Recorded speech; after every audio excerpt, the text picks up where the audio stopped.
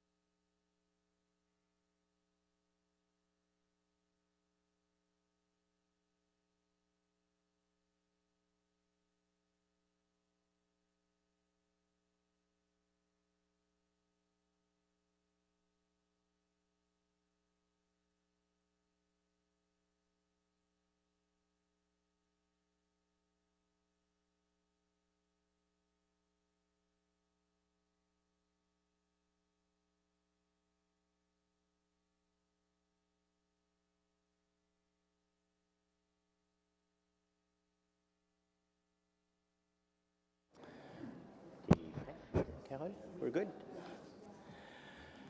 Good morning, everyone. Bonjour.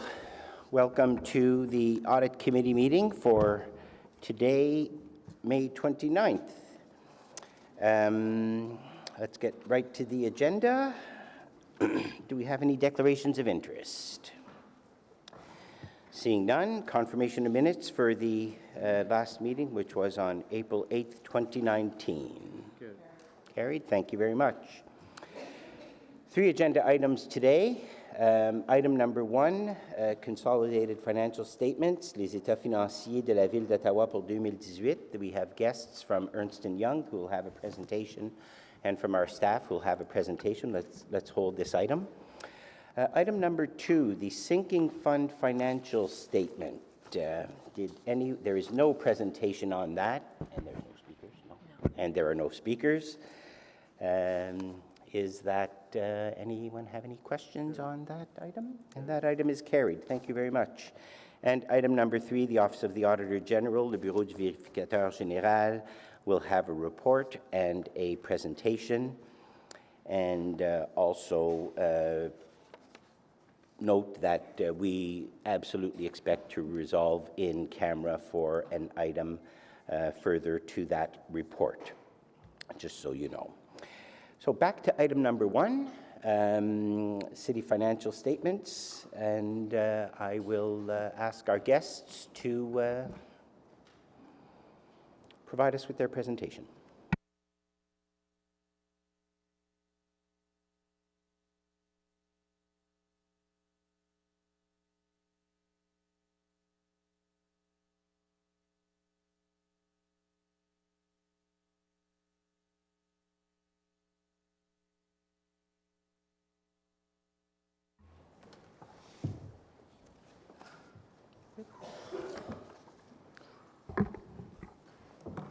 Okay, thank you, Mr. Chair. I will present the financial statements for the year ended December 31st, 2018. We also have Ernst & Young with us today, Susie Guignac, the EY partner responsible for this audit, and the audit manager, Lisa Godin. They are here to present the results of the audit after I've made my presentation. Nous avons aujourd'hui Ernst & Young qui vont présenter les résultats de leur vérification des états financiers à la conclusion de ma présentation des résultats pour l'année fiscale du 31 décembre 2018.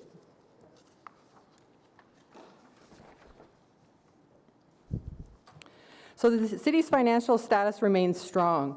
We are reporting a surplus for the year ended December 31st, 2018 of $609 million, which is different from the $19 million surplus reported at the end of 2018 for budget purposes. Financial statements are reported based on Canadian public sector accrual accounting standards, whereas the budget is reported on a modified cash basis.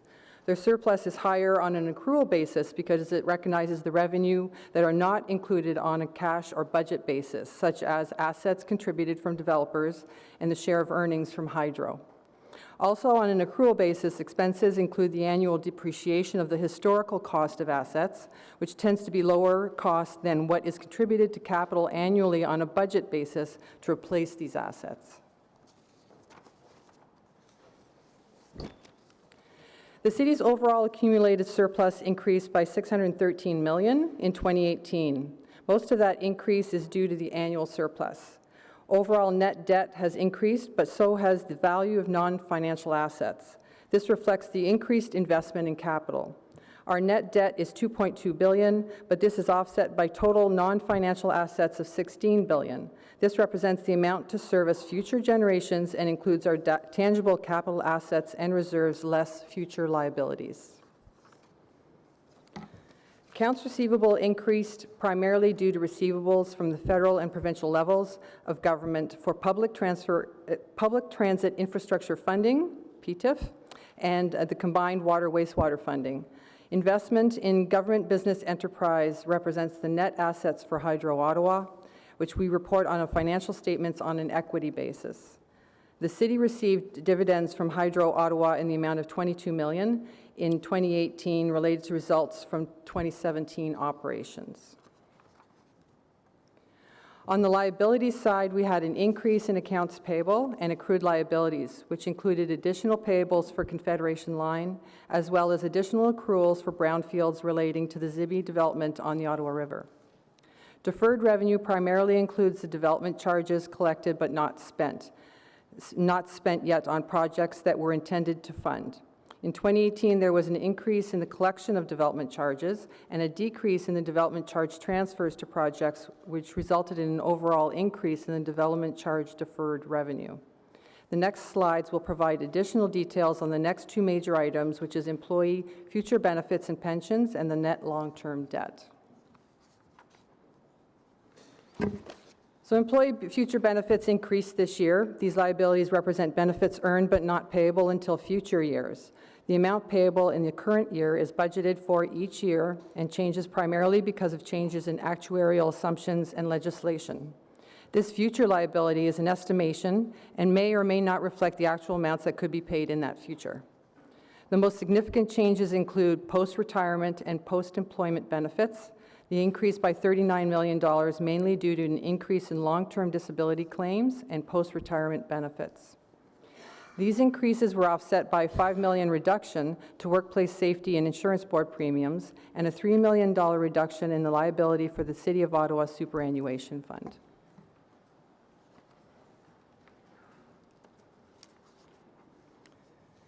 Our net long-term debt decreased by the amount of the 2018 debt principal payments. There was no new debt that was issued in 2018, as the planned 2018 debt issue was advanced and combined with the 2017 debt issuance in order to reduce the cost impact of increasing interest rates. When you look at the debt level compared to the total cost of the city's gross assets, it represents 8.9% of those assets. That's the equivalent of a $35,000 mortgage on a $400,000 home. Principal and interest payments are restricted in two ways. Council has established specific targets for debt and whereby principal and interest payments for tax and rate-supported debt are not to exceed a combined target of 8.5% of the city's own source revenue. In 2018, this percentage was 5.96%. The provincial measure looks at the cost of debt issued, including mortgages as a percentage of own source revenues, and that limit is 25%. In 2018, this measure is calculated at 8.2%, which is far below the provincial limit. Compared to other large municipalities, Ottawa continues to have one of the lowest total debt per capita. The overall value of the assets based on cost increased by $988 million in 2018. The most significant construction projects contributed to the increase is the Confederation Line Stage 1. This is reported under assets under construction. It was for the value of about $156 million. Confederation Line Stage 2 also reported in assets under construction of $123 million. Roads, $222 million. Water, wastewater, infrastructure, $294 million. And I just want to state that the roads number also includes things like bridges and culverts, so it's not just roads. We classify other assets within that category. As you can see from the chart, water and wastewater infrastructure makes up 28% of the total tangible capital asset net book value. That's the conclusion of my presentation.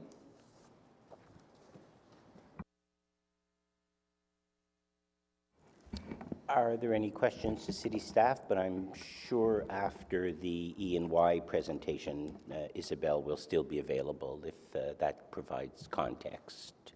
So no questions for the time being? Thank you very much, Mr. Chair. I'm going to present as a partner on the audit for the City of Ottawa. I'm going to present our audit results related to the financial statements. At a high level, we are substantially complete the audit. We do continue our procedures until June 12th, which is the date when Council will actually approve the financial statements. So we will inform the committee if anything is identified in that period.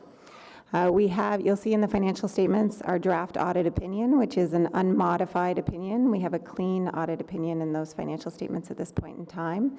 It has changed in its structure, if you look at it, so that the actual audit report, the opinion now comes first, and then the basis of opinion, and then management and the auditor's responsibilities. So if you look at it, it has changed, and just wanted to let you know that. So moving into our presentation, from an audit perspective, we did conduct the audit in line with what we had planned. Our materiality was set at 2% of expenditures, and it remained at that level for the audit.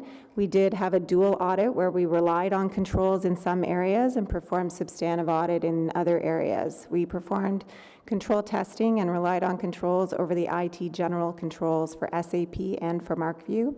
And we did controls testing over the purchases payables payment stream as well as the payroll stream. And we're able to rely on those controls. So the areas of audit emphasis are generally a lot of the larger line items on the financial statements, as well as those areas where there are significant estimates. The first is the revenue recognition. This is a very significant line item at $4.1 billion in total revenue.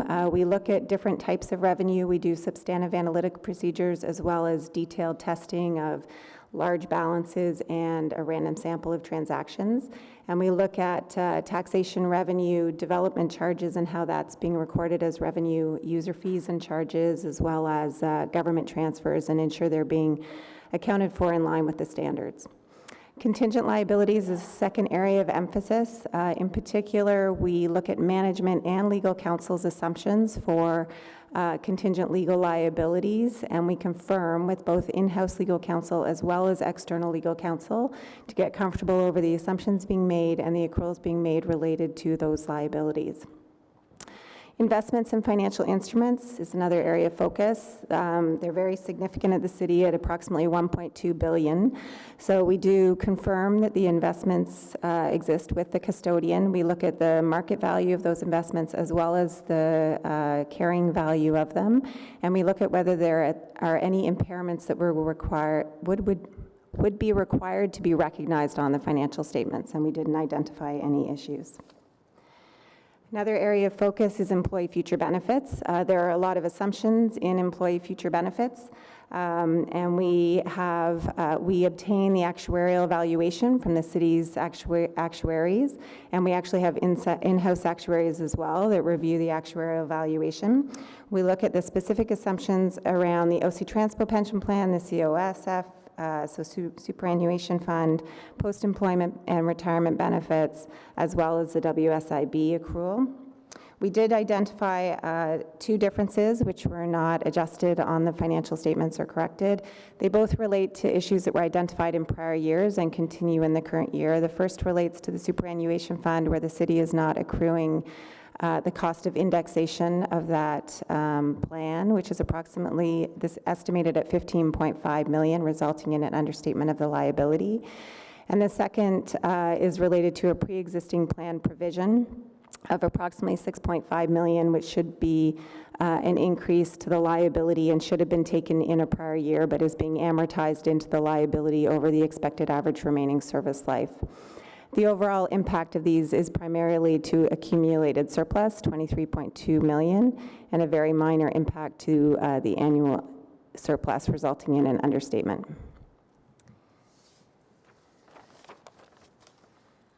Other area of focus is tangible capital assets. As Isabel mentioned, these are a significant asset on the financial statements at $16 billion. So we do a fair amount of work around additions, disposals, amortization. We do an extensive data analytic program with all of the data from the city's financial statements related to the tangible capital assets. And we also review significant agreements. In this case, we focused on the Ottawa Light Rail Transit Agreement and how the costs and related transfer payments and commitments were recorded in the financial statements. As a result of our work, we did identify a couple of differences in this area as well, both again related to prior years that are flowing through the statements in the current year. One related to an overstatement of the depreciation expense in the current year, resulting in an understatement of the annual surplus of $15.5 million. And the second related to an overstatement of the tangible capital asset balance of approximately $13.5 million, which is being amortized. It's a delayed amortization, so it is resulting in an understatement of the annual surplus by about $0.4 million. We focus also on commitments and the disclosure related to commitments. We look at the existence, completeness, and valuation of those commitments,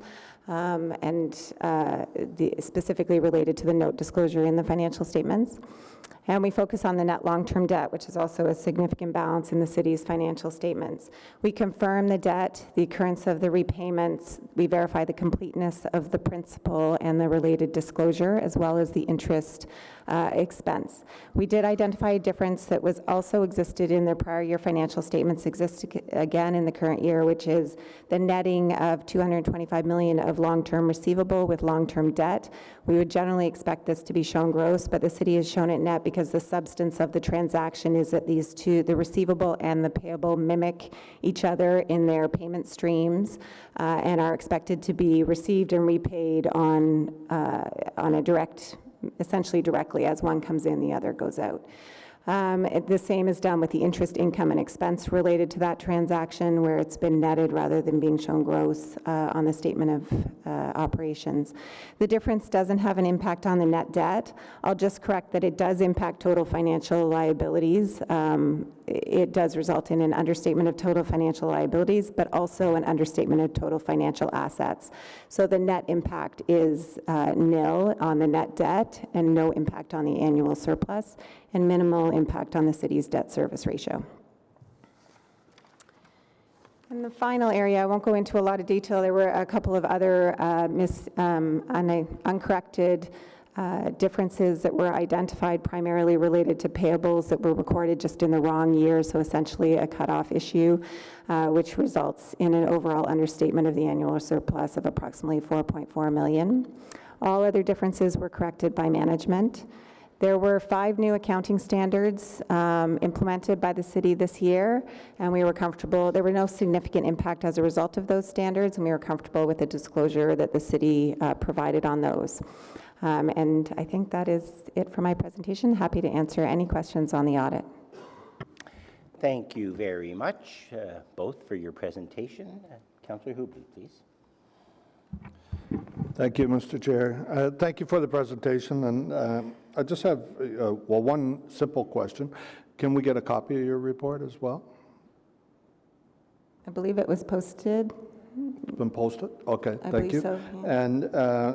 And you mentioned in there the an error that's been carrying over where we're not accounting for the accrual on the pension, the indexing of the pension. Can you say again how much that amount was?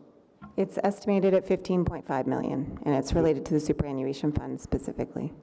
Okay, and maybe for Ms. Jasmine, is there a reason we're not doing that? So for the COSF fund, the fund itself funds 55% of the indexation. The city annually, we put in our budget the remaining 45% to bring it up to 100%. That's approved every year as part of the budget. At any point in time, council could decide not to supplement that amount, and so that's why we don't show it as a future commitment. Okay. Okay, thank you both. Thank you, Chair. Thank you. Councillor Kavanagh, please. Thank you very much for your presentation. I can't help but wonder, when we just had an offer to get an audit done for our city books, and yet we clearly have audits done, and they've gone very well, and there doesn't seem to be any major infractions here, and the money seems to be well spent. The one thing that I noted was in terms of as people move on to retirement, the expense of long-term disabilities. And of course, if there's any major changes coming up due to pressures from provincially, we're going to have more of that. Is this something that's just sort of getting more out of control in terms of the costs of actually laying people off? Are you responding to the future benefits and liability? Yeah, that is an amount that increases with each of the claims. So for example, WSIB and LTD, for those claims, we add additional liability for future claims. There's an actuarial assumption and estimation done for those future claims. Every year, those claims are increasing, and that's what's reflected in those increases. So it shows that, even though when we, if we're forced to trim down, we're going to have some major costs there in terms of paying out to people, which of course we have to do. Each year we budget for the annual costs. So those are already built into the budget. These are future liabilities that would be estimated for the future. And in those years, when we know those amounts, we would actually budget for it. Okay, thank you. Thank you, Mr. Chair, and just follow up on Councillor Kavanagh. So I asked the same question daily about the unfunded liability. Are we, in compared to other municipality of our size, are we have enough funding for that for the unfunded? Because one thing Councillor Kavanagh touched on, and I think it's not just in our municipality, it's across everywhere. There's more, you're paying sometimes more than what you have a new stream coming to the labor force. So it's more people leaving. And so that unfunded liability itself is going to be creating pressure on us year after year because you have less people contribute to that. So can you just elaborate a little bit on it? So we completed a full review of our reserves, and the unfunded benefits liability was one of them. MNP came in and looked at our using a risk management framework, looking at how much you want to put aside. You don't want to put aside 100% of that liability because it is just an estimate. You want to put away a reasonable amount. And so in those years when you are short in your budget, you could draw down on those reserves. And they recommended that we maintain, I believe it was around 12% of the overall liability as a reserve, and the remainder would be unfunded, and that was based on best practices. Okay, so we're still followed best practice with Absolutely. With others. The other question is about the $22 million you talk about the endowment from hydro investment. You said 22 million, but is that a set number, or I thought the number was anything over 20 million can go back to the operation because some of our colleagues put something to that perspective to be spent if it's over 20 million. But I mean, when you mention 22, is that a set number in your mind? So it's actually, I rounded up, it's 21.9 Okay. million, and that's what we would have received in 2018, reflecting 2017 operations, anything over the 20 million. But in our financial statements, we report the full 21.9, and then, but anything over and above the 20 million, that's what we would use for. Yeah, and Marion can answer the rest. So, Councillor, there's two things with hydro. One is the endowment fund, and that's where your 200 million reference is to. And we earn 6.5% on that fund, but that's not part of what that's just part of normal operations. What they're referring to is the actual dividend itself. And we budget every year 20 million for the dividend, and last year we received 21.9. So that's the reference. So there's actually two sources of funding coming in, from one directly from hydro and one from when we basically cashed in the debt several years ago. Okay, thank you very much. Thank you, Mr. Chair. Thank you very much, Councillor El-Shantiri. Vice Chairman. Thank you, Chair. Could I direct my question at Ms. Jasmine? When you, at the beginning of your financial statement, you mentioned that we had additional payables for the Confederation line. Can you just tell us a little bit more about that? That's just the 260 million that we're holding back because of the delay. Okay. And that hasn't been paid out yet? Correct. Okay. Thank you. Thank you very much. I have a couple of questions, and it picks up on Councillor Kavanagh's and Councillor El-Shantiri's questions with respect to future liabilities and pension and health. I see on our report on page 26, page 29, I believe, healthcare inflation rate is currently at 2% and future 5.9%. Can you explain to us how this impacts our future liabilities? Either one of you. These are amounts that are developed by our actuaries. Mercer conducts a review every 3 years and provides these estimates. There's 3 inflation estimates. There's one for overall inflation, which is at 2%. There's a salary increase estimate of 1.99 to 2.5. The 5.9 was actually graded down to 4%, and that's the one related to inflation rate related specifically to healthcare. So they have an inflation rate associated with the healthcare costs, and it was at 5.9. It's been brought actually down by 4%. So that would have reduced the liability. How does this impact our future liabilities? Are these for past, is this relevant or relative to past employees for which we have to pay healthcare costs through insurance, or current employees? How will this have an impact, this level of inflation? It's current employees and retirees. And Current. retirees Yeah, and retirees. Okay. And so it has a significant impact. It has a significant impact that would be budgeted for every year? In the year, yes, it is budgeted for. Okay. And just to confirm, the actuaries are independent. They are our internal, but you said, Madame Gignac, that E&Y also has actuaries that review our actuaries' work. We do. The city engages actuaries to do the valuation, and then EY, as part of our audit process, has internal actuaries as well that review the city's actuaries' valuation, and in particular look at the assumptions and make sure they're reasonable and resulting in an appropriate liability on the financial statements.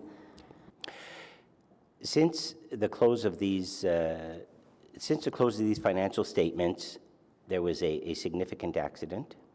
And we were served with a notice of lawsuit yesterday, and the provincial government, which is a funder of the City of Ottawa, has said that there would be cuts, and then they reversed. How do these events enter into your report with respect to subsequent events and future liabilities? Are you able to provide us assurance that that these are accounted for and reported on? So the event happened after the year end, so it is a subsequent event. We look at whether it is determinable and whether an estimate can actually be made at this point in time.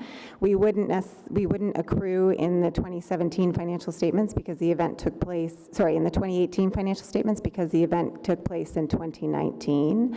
But it is something that is caught up in your general disclosure related to your contingent legal liabilities. And I think right now, once there is an estimate and, claims have been served and there's an idea of what the amount will be, we will expect the city to accrue that, but I expect it will take place in the 2019 financial statements rather than the 2018. Okay. Is it disclosed in the notes? I don't believe it is currently disclosed. It's more caught up in the general disclosure with respect to the city has a number of outstanding claims, and where they're not determinable, they are not accrued in the financial statements at this point in time. Okay. Thank you. Councillor Kavanagh, please. Thank you. I have a question in terms of the surplus. For most people out there, they look at the numbers and they see that in 2018 we have a higher annual surplus and wonder, why we didn't spend more money on programs, et cetera. One of the biggest factors that we saw in terms of what we expect we'll see more spending on is winter maintenance. It's a beautiful day outside today, but we all know how much work and how much effort it took this winter on winter maintenance. How does that fit in when we're looking at these figures in terms of the future? Yeah, so there's a difference between what we budget and what we report in terms of our financial statements. Financial statements are reported on an accrual basis, and it includes non-cash items. I would give an example, contributed capital. Developers put in assets on behalf of the city. That's considered contributed capital. It shows as a number within our surplus, but it's not money that actually came over to the city that we have to spend. And so that's why we actually budget on a cash basis. And on cash basis, we reflected the $19 million surplus versus the 600. Thank you. I'm used to school board where the surplus meant that our enrollment went up, and it's always hard to predict. And, it's one of those things that we don't know in advance, and we just have to budget as close as possible. So it's a little different here. But in terms of overall spending, it looks like that we could have spent a bit more, like on our programming, because that's a significant difference, almost 50% more from the year before. It was. I guess we had the 2% cap on in that time. So how did that affect the spending? When I just need some clarification. When you say 50% more, you're talking about the 462 million versus the 609? Again, those are mostly non-cash reflections. The surpluses were, like on a cash basis, the surpluses were fairly consistent between 2017 and 2018. So it would have been additional contributed capital, changes in depreciation, and those non-cash items. Okay, so in terms of assets that have gone up. More investment in assets. Okay, thanks. The budget is done on a cash basis, while the financial statements are done on an accrual basis, and thus, and in your report, there's a reconciliation of those, which perhaps we could talk about with any interested member of council, how that Happy to how that go impacts through the our details decision with making. anyone. Yes, absolutely. Thank you. Seeing no further questions, the report recommendation is that the Audit Committee recommend Council approve the draft 2018 City of Ottawa Consolidated Financial Statements. Is that carried? Carried. Thank you very much, and thank you very much for your report and for your service. On to item, excuse me, on to item number 3, the Office of the Auditor General report on audit follow-ups, and while they are the Auditor General is taking his seat, I will ask the Vice Chair Meehan to introduce a motion, please.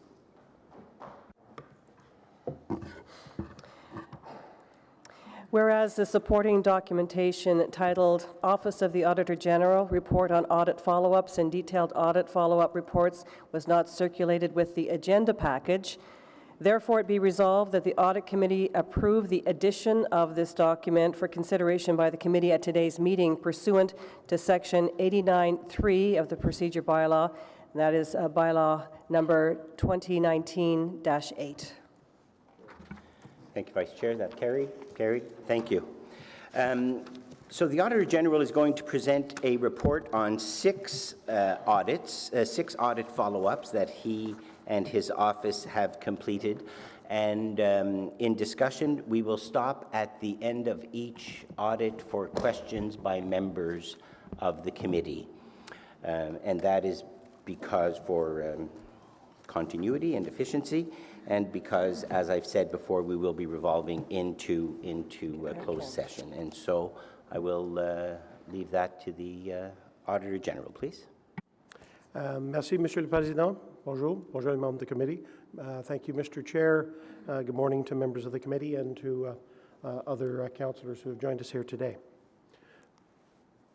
So, as I say every time when I come here, it isn't possible for the three people at this table to do this work. There is a team, some of whom are here today joining us, and these are the people from our office. I'm joined at the table by the two Deputy Auditor Generals, Sonia Brennan and Ed Miner. Il y a deux vérificateurs généraux adjoints, M. Ed Miner et Madame Sonia Brennan. I'd also like at this time to, I know we'll be going in camera at the end, but I didn't want to go any further without thanking the efforts put into this work by the staff. The management and the staff provide time to us when we do the audits, and then of course they provide time to us again later when we do the follow-ups. So, Mr. Chair, I would like to reiterate the process that we go through in the field work. Whether we're doing an audit or whether we're doing a follow-up, we always kick off our project with a meeting with staff, and then we provide debriefings throughout the course of our work, and they can be any time.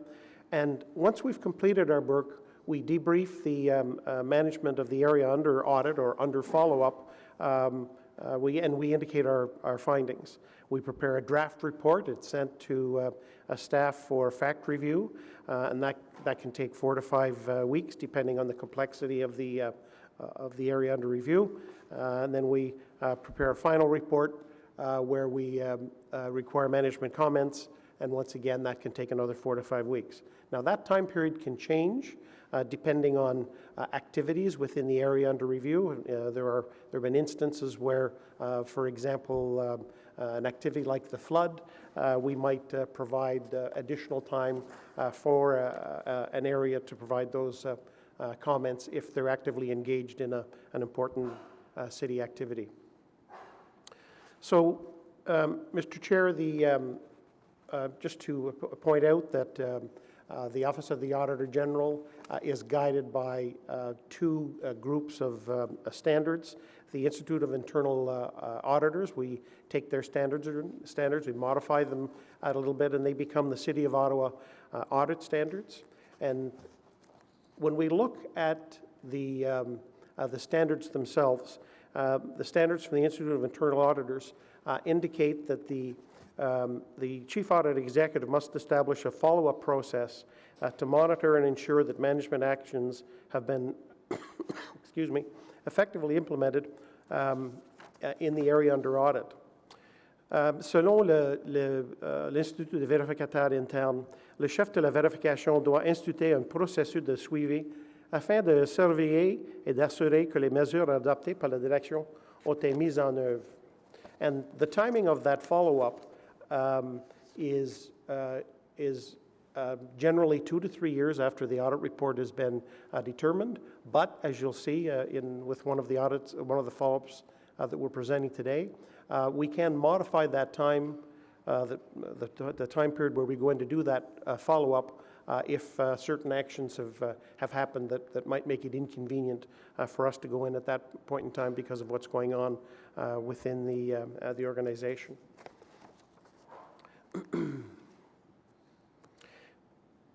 So the standards also indicate that the timing and scope of both audits and follow-ups are at the discretion of the Auditor General, but I can assure you that before we do any work, we absolutely make sure that we provide adequate notice before we go in, and we ensure that we're not going to, that we're going to minimize the effect on the operations of the area under review.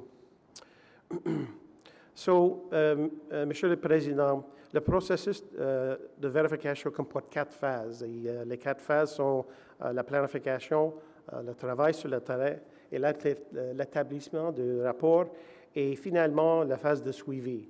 Et la raison aujourd'hui pour réunion, c'est de discuter les suivis.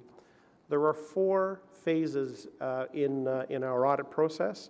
The planning phase, the field work phase where we actually go in and do the work. The reporting phase where we develop a draft report and a final report, and we present that to council in our annual report as we did last month. And then the follow-up phase, and of course today we're presenting reports from that final phase.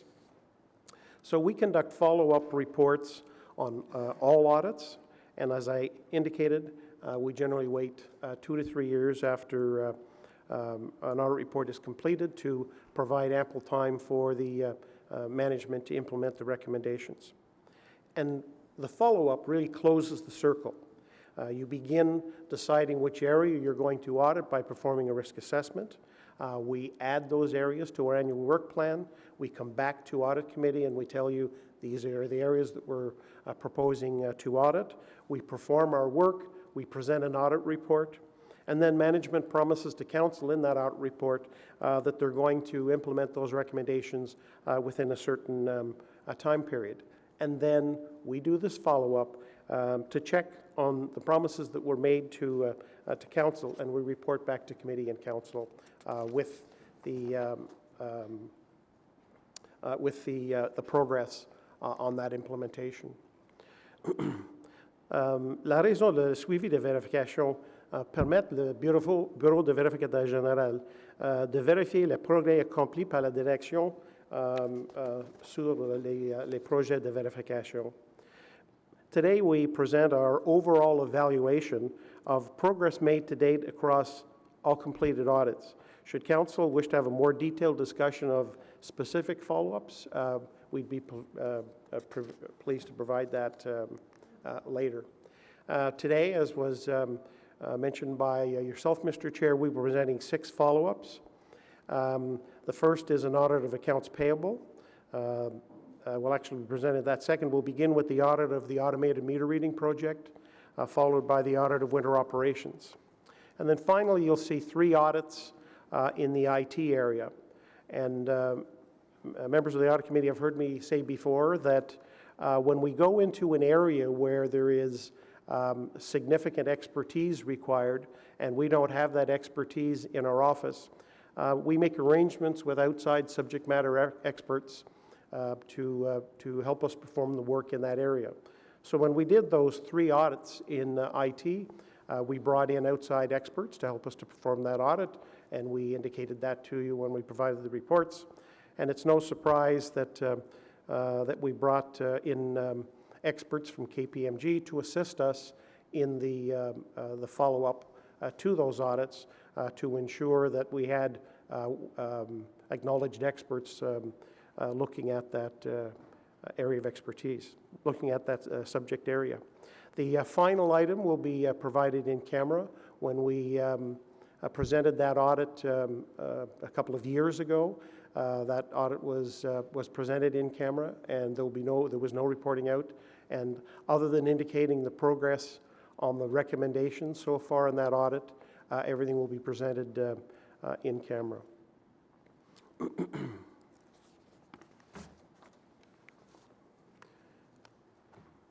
So, selon le travail que nous avons fait, c'est clair que la direction s'engage à respecter le procès de vérification.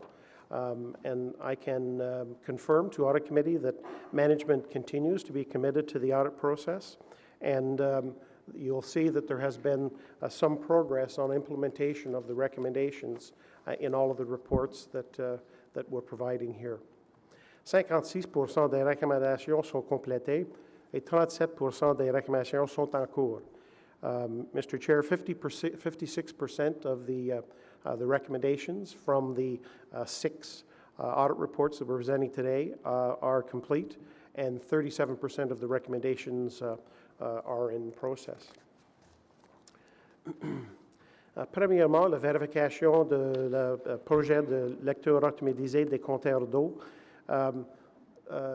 La gestion a implémenté toutes les recommandations, donc pour nous, il n'y a pas beaucoup pour nous de dire selon cette vérification.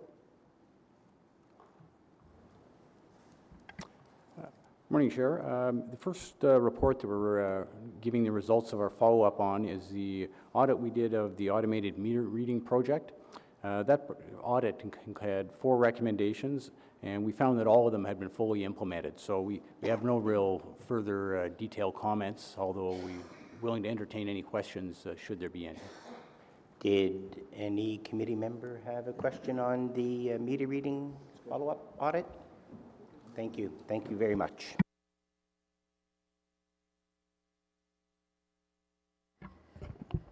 Good morning, Mr. Chair. The original audit of accounts payable was an independent assessment of the control framework in place for the processing of city payables. In this audit, opportunities were identified. Opportunities were identified in the use of potential use for more automation with the technology already available to drive greater process efficiency and to maximize potential cost savings.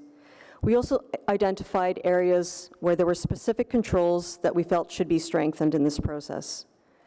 7 recommendations were made in our report. In the follow-up, you will see that we concluded 2 were fully complete, 3 partially complete, 1 not started, and 1 no longer applicable. With respect to the 3 partially completed recommendations, the audit recommended that for a key control where enhanced system access is granted, so this is within the financial system, SAP, there is ability for users to have what's called enhanced system. There's a risk with this type of access in the granting process, so there are specific controls around it where there's a check to make sure the conflict is within a sort of a risk tolerance and that it's appropriately approved. We had recommended that when this occurs, there's a procedure written and that it's documented that this has been done by the employee responsible. What we found in our testing is that the documentation wasn't consistently kept, so there was no way to assure whether or not the actual control would be carried out every time. Secondly, there was a recommendation that management establish a process to track and report on late penalties paid for payables. So these are situations where the city doesn't pay an invoice in a certain period of time, they would incur interest or penalty charges. While accounts payable did set up a designated expense account to track these penalties and interest, the responsibility is on the business user to identify the penalty on the invoice and to code that expense to that account. No evidence was provided as to how or when business users were notified about this account and the requirement for them to code late fees or interest charges. So in summary, there wasn't really assurance that the penalties were being recorded or tracked. And really the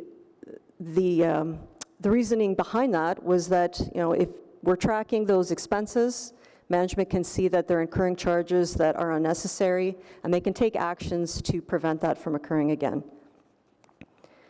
And third item that was partially complete, the original audit recommended that the city leverage existing technology to automate monitoring of potential discounts. So another potential for cost savings on invoice payments.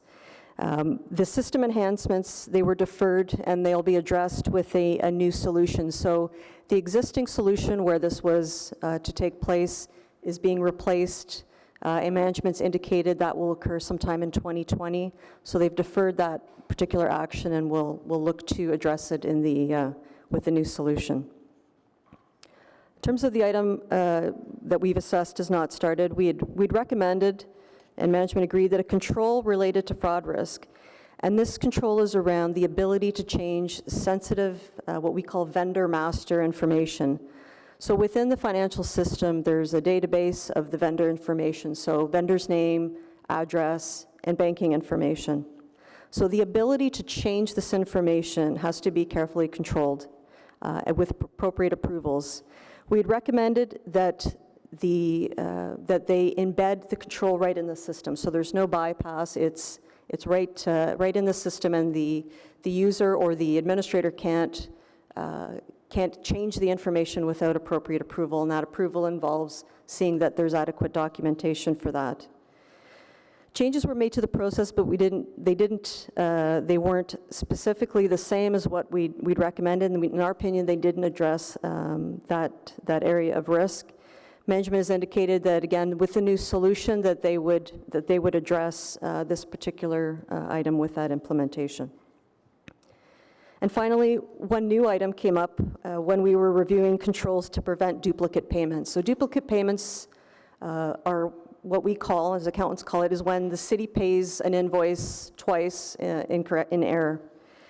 So when we looked at two ways invoices can be paid, one is through purchasing cards, so it's essentially the same as you would pay a bill with a credit card, and a second is when the vendor emails the invoice to the accounts payable, and then the invoice is processed through a system called MarkView, and then the business owner would approve that invoice through that means. What we'd found that there was no way to prevent or detect a situation when an invoice from a vendor was paid with a P card, if that vendor also emailed the invoice directly to accounts payable, it could be processed again and paid without necessarily being noticed. This was a weakness in the control area that was already known by accounts payable. They'd indicated that they're looking on a way to resolve the issue and automate the information so that they could analyze and detect whether or not there were any duplicates paid through this method. We recommended that they notify purchasing card users of this risk. We're not sure that people knew that this was a possible risk. To let them know that they were responsible to put in a process to make sure that they prevented duplicate payments that could occur through this method. We have seen that notification has been done. So as you've heard, there are a number of actions incomplete, and some of which will be addressed by solution, replacing the existing technology in approximately a year's time. So I can answer any questions if you have any. So on item number 2, accounts payable, Councillor Hubley, please. Thank you, Mr. Chair. Just following up on a couple points, including your last one on the duplicate payments. Did I understand you correctly that you're saying it's the responsibility of the card holder to make sure there's not duplicates, or the responsibility of accounts payable? It's the responsibility of the card holder. So each business area has people responsible for the purchasing cards, and then they may have same or other people who are processing payments through the system. So if one doesn't see the other and an invoice is sent twice, or it could be paid 2 times. I'm not following the logic to that, because the card holder wouldn't necessarily have access to whether invoices are coming into accounts payable to be paid for the same thing. Why wouldn't that responsibility reside in the system and with accounts payable? It's up to management to look at what their existing processes are and find a way to make sure that that's prevented. Well, do we agree that it doesn't make sense that the card holder does that? Like, you know, Kevin Wiley's here. He's got people that have a credit card to go out and get, you know, if they have to buy plywood to fix something. Why should they be responsible to make sure that the building supply company doesn't send an invoice in through finance? You know, I'm not following that. Why wouldn't we make a recommendation that accounts payable takes responsibility for that? It's within the business process. They've set up who has responsibility to pay invoices or control and monitor purchasing cards. So really the recommendation that we made isn't specific to who exactly carries it out, but each business unit that has that responsibility, and they all do, they need to look at what they're doing and make sure that between the different people who approve payments, that they have something in place that will detect these things.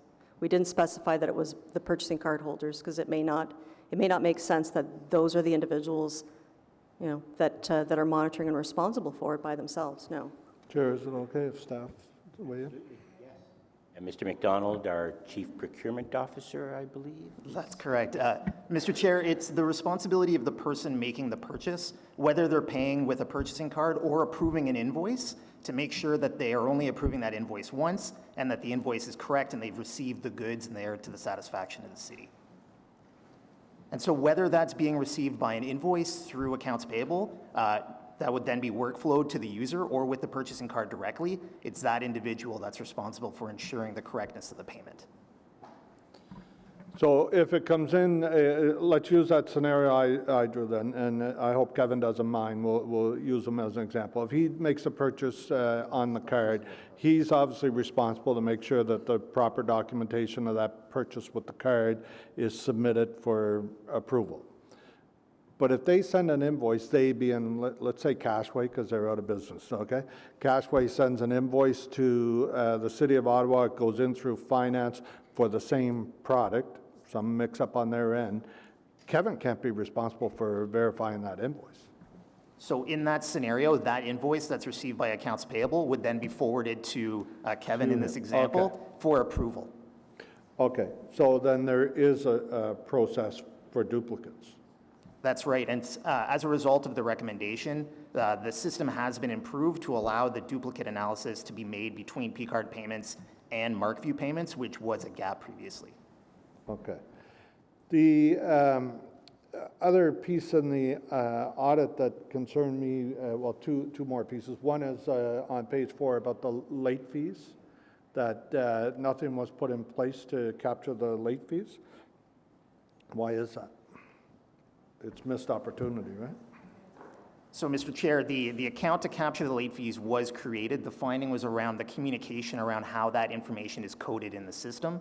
That communication has been updated as part of the contract administration policy and associated training that was developed in response to the audit of road services, where we go through the responsibilities of invoice receipt and approval and the associated components.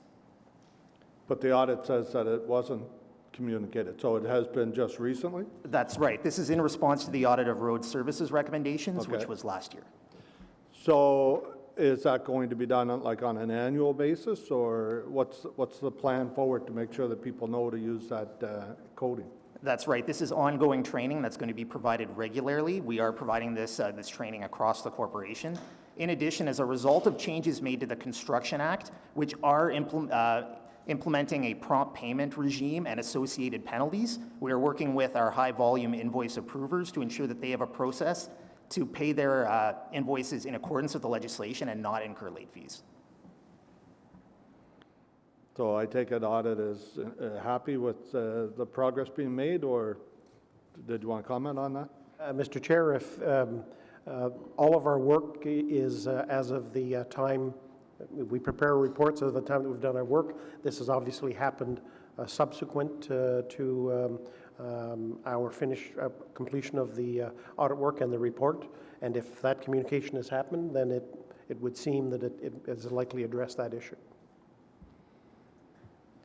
Would you not be sending a copy to the AG's office as part of all the recommendations and that are made? Wouldn't a copy of that communication go to the AG so that they would have it on file that it's been done and how it's broken out?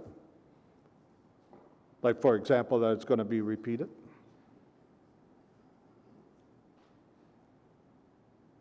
Mr. Chair, we finished this follow-up in the fall. So when did this communication last happen?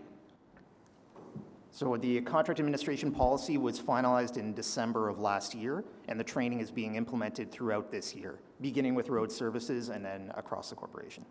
So not everybody's had it yet then? Not everyone has received the training yet, but the policy is in place, which governs all contracts. So okay. Not everybody's trained yet. What's the timeline to get everybody trained? And on important issues such as this late fees, would it not make sense to send some sort of a memo out as well so that they know, the ones that are using it? I think you said the high volume users are being trained first, or no? That is correct. Okay. In accordance with the Construction Act changes. So what I would say is that as part of the contract administration policy update, communication was sent out across the corporation, including through management updates, to make sure that those people that are responsible for administering contracts understand their roles and responsibilities. In addition, we have another layer of training, which goes through not only invoice approval processes, but also dealing with supplier performance and general contract administration, which we are rolling out as an enhanced level of training over and above the policy.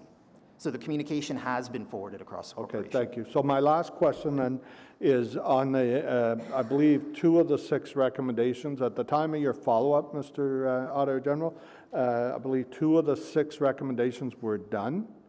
And when I read the report, it says they're following up on the other 4. But isn't that typically the response at the original audit? I'm a little concerned that that's what you're getting at the follow-up stage. Because shouldn't everything basically be implemented by the time you do the follow-up? Isn't that the expectation? Mr. Chair, when we decide to do our follow-ups, we look at the management comments from the original audit where they indicated when they would be implementing the solutions to the recommendations. And that's why we give 2 to 3 years generally before we go in to do that work. This audit was presented in 2015, and we did our work in the late summer and fall of 2018. And this was what we found, that some of the items hadn't been completed. Thank you. So would you also agree that it seems disappointing that we're still waiting for 4 of the recommendations? I think based on what you're telling me, you're making progress on them. Is your expectation to get this wrapped up this year? So, Mr. Chair, following the audit, there were 2 unexpected changes in the technology marketplace, both in how SAP administers its payment modules and in notice to the city that the MarkView system would be discontinued effective the end of this year. And so we determined it would not be in the city's best interest to invest in configuration changes to software we know need to be replaced. So we have taken the recommendations and made these key business requirements of the new source-to-pay solution, which is to be implemented in Q1 of 2020. We're currently developing, designing, and configuring the tool this year for go-live in Q1. Okay, thank you. Thank you, Mr. Chair. Thank you, Councillor Hubley. Councillor DeRuse, please. Thank you very much, Mr. Chair. Just follow up. I know that some of the questions they were answered, but are you saying? He said first.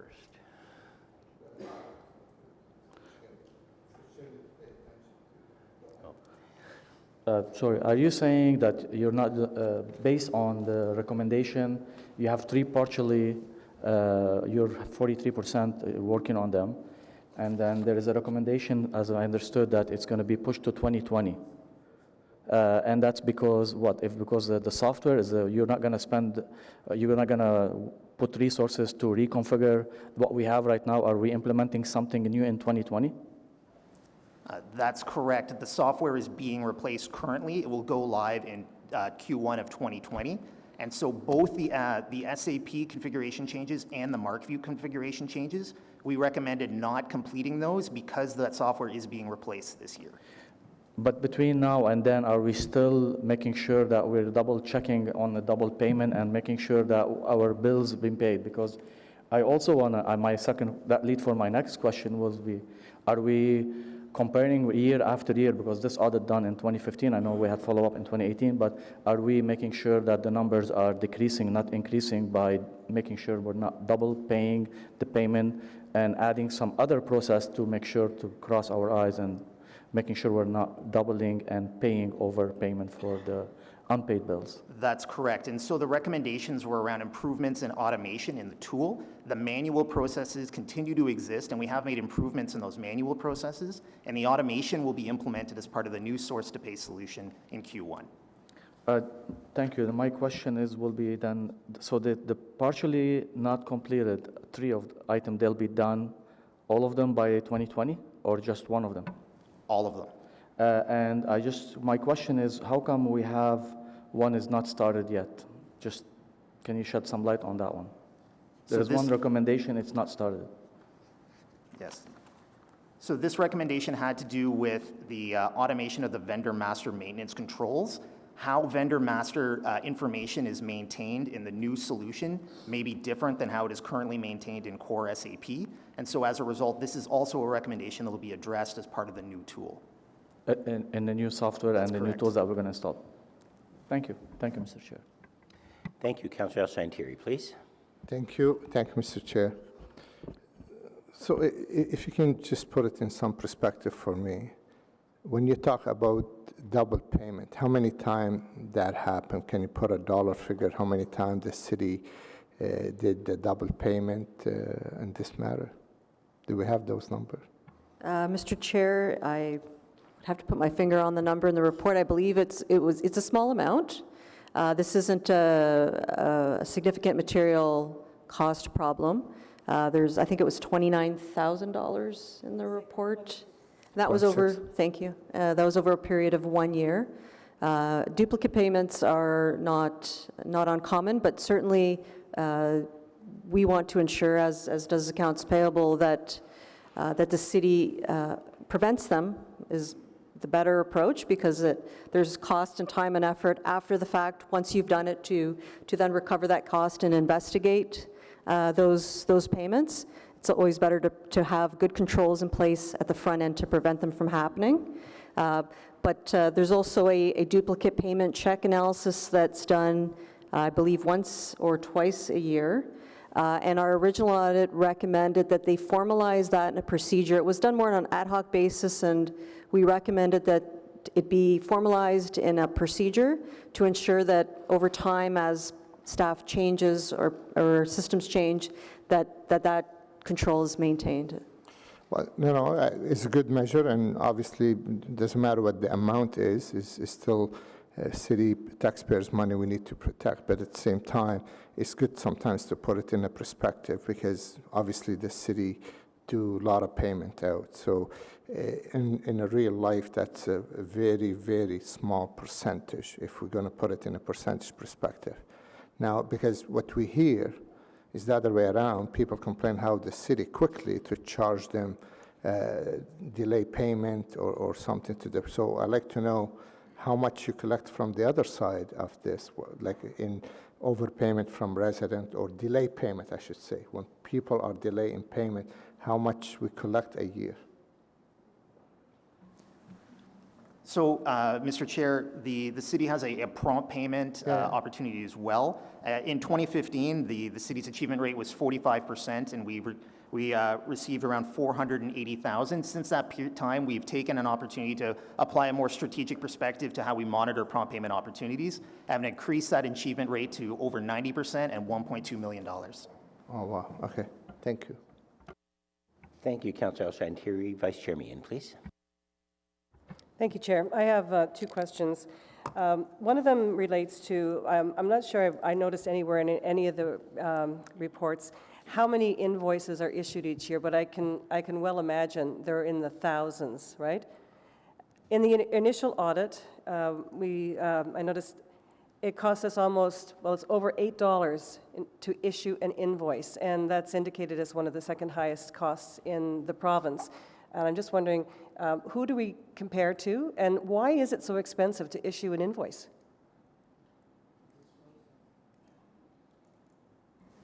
So, Mr. Chair, to answer your first question, the city processes around 300,000 invoices a year. If I understand correctly, the cost is with a payment by check, not the receipt of the invoice. We've actually gone through a process to eliminate check payments for trade payable vendors, and this was completed at the end of 2017. But I mean, to issue the invoice, that's different than receiving payment. So the invoice is issued by the supplier and received by the city. And so do we know how much this would cost us? There isn't a cost to receiving an invoice on the part of the city. It's issuing the check payment, if I understand correctly, is what creates the cost to the city. And who were we comparing this to? The cost of a check, it's more of an industry baseline on the costs that go into the printing and administration of check payments. So, okay, are we looking at any way to bring that cost down? So yes, we have eliminated check payments for trade payable vendors. We've moved those to electronic funds transfer, and so this was completed at the end of 2017. Okay, thank you for that. My next question relates to recommendation 1 on the audit, and the city was to formalize the requirement to retain documentation, and we find that the Auditor General has determined that documentation is not always retained. And documentation we need in order to track everything. We need the documents. So if the documents are not being retained as per the recommendation of the city audit, of the Auditor General, and management has responded that they need this and they accept this recommendation, when staff do not retain the documentation, what's the repercussion of that? And are we doing anything to change that? I mean, does anybody discipline staff who don't keep documents? So this was related to a specific process where when we were assigning a delegation of duties or assigning roles and responsibilities to an individual or a user to make sure that there's segregation of duties. And there's a report that gets printed by SAP to see if there's any conflicts. And that's the report that was not retained. So they went through the entire process, got approvals from the supervisor that they had authority for those roles and responsibilities, but the documentation, which was the SAP report, and that was just 2 incidents, I believe, that were identified that hadn't retained the SAP report. So it's just a very, very specific process. And then that has now been changed so that we do retain that SAP report for all requests. And is that satisfactory to the Auditor General and his team? When we find that a process that has been put in place to solve a particular issue, if it isn't being followed and we bring it to their attention and management corrects their process to make sure that they're corrects their practices so that they follow policy and procedures, then we're satisfied with that. Okay. Well, thank you. Thank you. Thank you, Vice Chair. Councillor Kavanaugh, please. Thank you very much. I really appreciate that this has been done.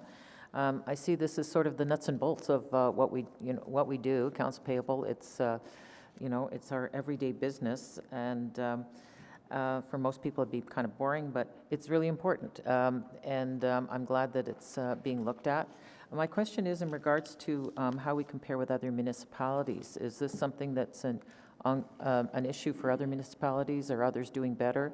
Also, in terms of software, is everyone using the same thing? Or because software keeps changing, that's probably part of the problem sometimes when you keep updating systems. So just wanted your comments in terms of our comparisons with other municipalities. Mr. Chair, through you to the councillor, there's a practice that exists in the province called the Ontario Municipal Benchmarking Index, and the participating municipalities submit data which allows them to compare their costs or their activities, their efficiency against other municipalities. And the City of Ottawa participated in that project for a number of years, and it's my understanding that that we no longer participate in some areas. Is that correct? Yeah. Is there a reason why we don't participate? We don't want to be compared? That would have to be directed to management, Mr. Chair. Councillor, we had a discussion or a decision to be made when we did the reorganization because we were reducing the amount of management within the city back in 2016. We had to reduce the amount of work that was also there, and as we had not actually saw any tangible benefits from participating in there, we took a pause on it. The amount of effort to compile the data and submit it year after year after year was significant, and so we came forward to council and said, these are the things we're going to stop doing for a while until we get ourselves organized. So that's the reason why we no longer participate in OMBI. How many other municipalities participate in it? Is it significant that we've dropped out of this? Are you aware? It was most of the municipalities in Ontario. Unfortunately, when you're the second largest city, you don't really compare with almost everybody other than Toronto, which is 4 times our size. And then your next is basically Hamilton, which is half our size. So it becomes problematic to compare yourself just given your size. But it was an initiative that at least a significant portion of municipalities in Ontario participated in. Okay, but so are we aware if we're using the same types of software? I mean, we must talk to other municipalities and just in terms of comparison there. So, Mr. Chair, software changes are being made across the country. There are a number of municipalities, including Toronto and Edmonton, that have selected the same source-to-pay solution that the City of Ottawa is implementing, along with the federal government. Okay, thank you. I agree that, you know, comparing ourselves in Ontario is not very effective. It'd be more useful to compare ourselves nationally, because there are other cities that are of comparison to us, and you know, not trying to create a competition between municipalities, but it's good to know what other people do, because, you know, this is everyday stuff. And, you know, why reinvent the wheel if others have found ways to prevent some of the concerns we have? Thank you. Thank you, Councillor Kavanagh and colleagues. Just a couple of questions, Mr. MacDonald. With respect to the sensitive vendor field, just want to point out first a comment and then 2 questions. The recommendation by the Auditor General was made in 2015, and here we are in 2019, and we are looking to change to the source to pay in 2020, but nothing has been done in that period with respect to that sensitive field. For example, banking information can be changed without appropriate review to change from a vendor's banking information for direct payment to another unauthorized place, receiver of that money, and that is a significant risk. So my disappointment that in 4 years, apparently nothing has been done on that. You just mentioned that other municipalities and the federal government are implementing source to pay, and that's new information. I hadn't seen that in the documentation. My question was, how have we made sure that source to pay is going, is it a module of SAP? Is source to pay a module of SAP, or is it separate? So, Mr. Chair, the source-to-pay solution that the city has selected is a module of SAP. Okay. And it's with the elimination of MarkView, yes. It's provided an opportunity for the city to look at how to integrate, streamline, and automate a number of the tasks that are being completed by finance, procurement, and accounts payable, which are currently managed in fragmented and siloed systems. And so there really is an opportunity to improve the process and automation. However, it is an unexpected and a much larger initiative than what was anticipated at the time of the audit. I appreciate that. So my question is, how have you made sure that it is going to meet, and you've referred to several needs, how have you made sure that it is going to meet those needs? What process did your department go through to evaluate the system that it was the right solution? So in selecting the solution, we did go through a detailed business case analysis and market assessment to ensure that the solution we would ultimately select would meet our business requirements. We've also engaged a system integrator, which is currently taking those business requirements, including the audit recommendations, and designing the solution to be configured for the city, which is underway right now.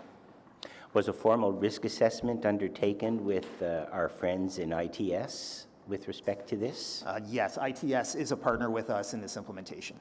And so there's documentation with respect to the risks and the benefits of the source-to-pay solution? That's correct, and it forms part of the business case. Okay.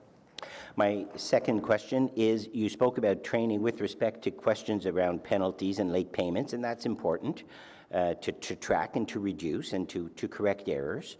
And you spoke about training, but how have you addressed the issues of ensuring, while employees have been trained, what process is in place to ensure that the procedures are being followed and that the training has been implemented, actual on-the-line implementation? So, Mr. Chair, the contract administration is a departmental responsibility, is the person managing the contract that's responsible to ensure that they are adhering to the policy. That being said, we are continuing to partner with the groups, the various operational departments in terms of training, as well as with the implementation of our vendor performance management program. There are a number of reviews that Supply Services is undertaking to make sure that the key activities associated with managing vendor performance are being undertaken, such as a completion of expectations, a final evaluation, and a review of any non-performing contractors to ensure that there isn't any larger issues that need to be addressed. You're saying that the coding is done at the departmental level, That's correct. but the payment release is done at your department? That's correct, following approval of the invoice by the end user. And is there any subsequent review following departmental coding to ensure that if there are any indications of late payment or penalties that we want to reduce have been correctly coded? Is there any audit within your department to make sure that the departments whose information you are depending on have in fact done the work correctly to your satisfaction? Mr. Chair, accounts payable would not be in a position to identify that the invoice is correct. It needs to be the person that is receiving the goods and services to validate that they have received the goods and services and that it is in accordance with the contract and that the rates are correct. Accounts payable is responsible for administering the payment process following that approval. And that payment process is separate, there's the original PO or order of goods and services, but the issue that we're dealing with is because of a system breakdown or an error which happens, that there is additional costs incurred by the city, by the taxpayers of our city, and that is what we want to reduce. And so I'd like to know, perhaps we could take it offline, know a little bit more about how we can ensure that the procedures are being followed and that your department is not just grinding through an invoice, because you're the gatekeeper. You're the final gatekeeper of that. I would be pleased to discuss that with you. Okay. Thank you. And this is on the audit of accounts payable, and thus I think any other comments, Mr. Auditor General? No, Mr. Chair. You. And now, if you could continue with your presentation, Winter Ops. Le prochain suivi, c'est le suivi de la vérification des opérations hivernales. Et 17 des 20 rénovations ont été mises en œuvre et 3 sont en cours. Mr. Chair, the next audit we followed up was the 2014 audit of winter operations, capacity planning and performance measurement. We found 17 of the 20 audits had been fully implemented, and 3 had been partially implemented. One of the recommendations that was partially implemented related to the mix of internal versus external resources that are used in winter operations. As you recall, the city had KPMG conduct a winter operations review in 2016, and in that review, KPMG assessed some of the costs and benefits and efficiencies of outsourcing. Management is now in the process of assessing the staff levels and the equipment at their various city yards, and their plan is to shift staff and equipment between the yards as they require balancing to make sure it's based on their workload. Management wants to get this done first, and then they're going to consider adjusting the mix of internal and external resources. As such, both management and the OAG assess this recommendation as being partially complete. The other 2 partially implemented recommendations both relate to performance reporting. The recommendations were to enhance monthly financial reporting by providing information and commentary on key cost drivers, and to improve reporting on key performance indicators that go beyond financial information. We found that management had reviewed the feasibility of enhancing the KPI reporting, and they expected to produce a revised road services dashboard at the end of this month in June of 2019. As we conducted our work in January of this year, both management and the OAG assessed this recommendation as being partially complete. I would now ask if there's any questions related to this report.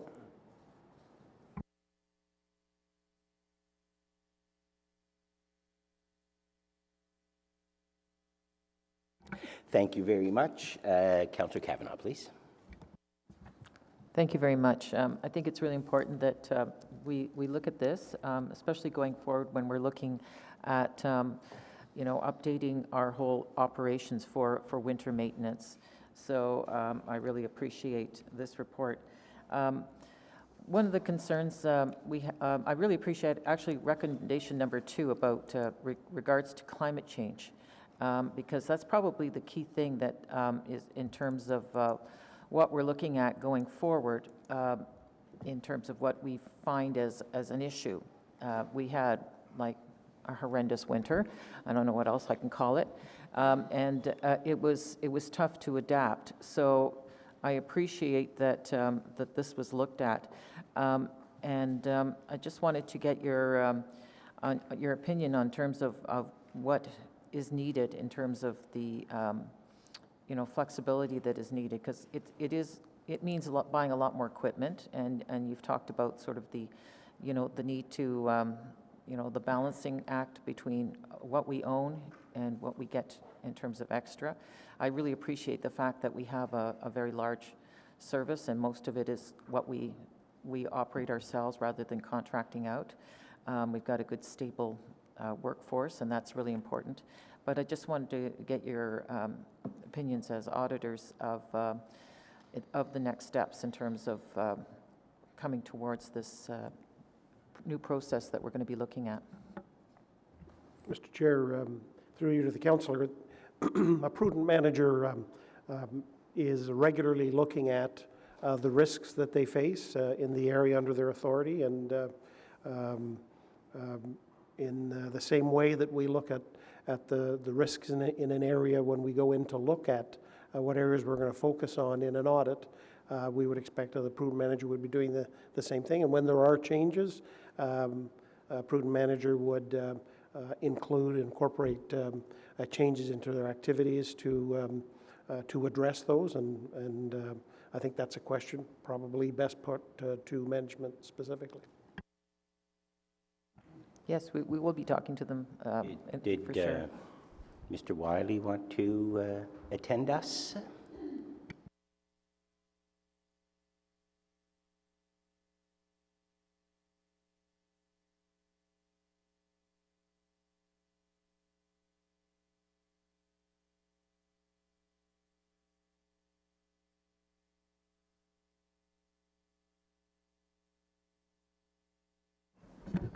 Mr. Chair, I'll make a few remarks and then I'll hand it over to Mr. Levesque.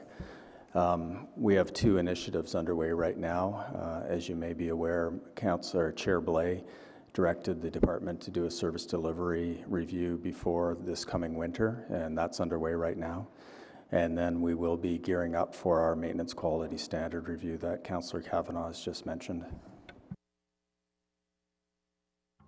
Just to build on what Mr. Wiley had conveyed, Mr. Chair, as part of that service delivery review, we'll be assessing our resources, equipment, contracted services, and beats to ensure that we have a consistent service delivery and deployment model going forward. So that'll be a big part of what we're doing this year in looking at how we deploy as far as managing these different weather events that we experience.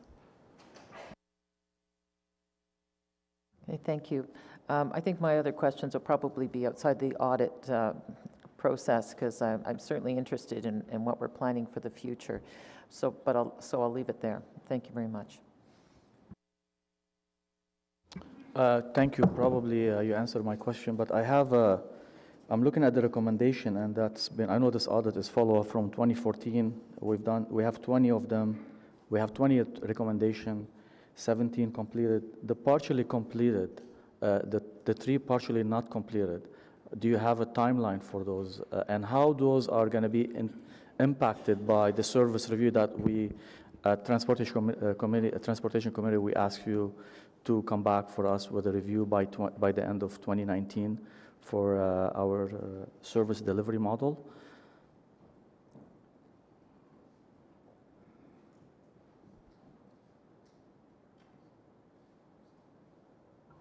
So just to address the recommendation, Mr. Chair, with regards to the KPIs, and performance measures. We've spent a lot of time putting together new business processes, as well as reporting mechanisms to collect the data with regards to our winter operations, in addition to investing in technology such as GPS so that we can track our performance with regards to our operation. So we have spent quite a bit of time putting those things in place so that this winter going forward, the final step will be to put the dashboard in place that we have all the data readily available that meets the recommendations that we agreed to with the Auditor General. The other component was around the optimal mix of internal and external resources. Really, that's been something that we've had in place within each area throughout the city as far as assessing that at an area level. Right now, as I had mentioned previously, we're looking at bringing together a consistent process where we look at all of our resources, equipment, and beats, and making sure that we have a consistent deployment model and service delivery model. And as you mentioned, that's something that will be finalized by the end of this year in 2019. So those are for the three component, those are for the three recommendations that we still have. They should be implemented and done by the end of this year? That's correct, Mr. Chair. And there will be any impact on the service review that we ask you to do, to go ahead and do it, and as Chair Blais asked? Excuse me, Mr. Chair, can you repeat the question? Yeah, is it going to be impact your review that we are asking you to do for the end of this year? Yeah, currently that's underway right now. But those changes, if we've done them in the last, if we follow the recommendation since the audit has been starting in 2014, will we have better winter and better winter maintenance in 18 and 17? I'm just wondering because it's taken us so long to implement those recommendations, but again, winter is not giving us any mercy, and I know that we have challenge with weather and snow, and I know that consistently across the city we don't have consistent beats. I'm just wondering why the delay and why we're still not implementing those, because you know, if these things needed for our operation to improve the safety on our road and to making sure our technology is implemented, why it's taking us that long? This is started in 2014. I think as Mr. Levesque pointed out, there was quite a bit of work in technology upgrades, installing all that in the equipment and other business processes that have all accumulated to this year. And it won't, to answer your first question, it won't impact our service delivery review that's underway. That won't be impacted. In fact, I think the things we're putting in place for this winter will actually enhance the service delivery review because we'll have full visibility of the operation through our dashboard. That's exactly what I'm trying to get to. So yeah, so I'm happy to hear that, because I want to make sure that we are not starting something new at the end of the year and then we're going to go back from square one to say, okay, we should have followed this recommendation, because we need to be ahead, not behind. That's my point. Yes, so as I said, the intention and we're fully on track to be set up properly for this winter. Thank you very much. Thank you, Mr. Chair. Thank you, Chair. I guess my question is actually a good follow-up, I think, to all my colleagues' questions. The first one is specifically, when we're talking about quality of standards and trying to implement better service delivery, going back to 2014, recommendation number 4 was that we assess the costs, benefits, and efficiencies of outsourcing and establishing an optimal mix of internal and external sources. That would have given us, if we had done this back in 2014, this would have given us some valuable information as we're moving forward. But number 4, it was, we haven't still done this. So I'm just wondering, when will we be able to say that this item is complete? This is the item, in-depth review and analysis of activities of our winter operations. We haven't completed this.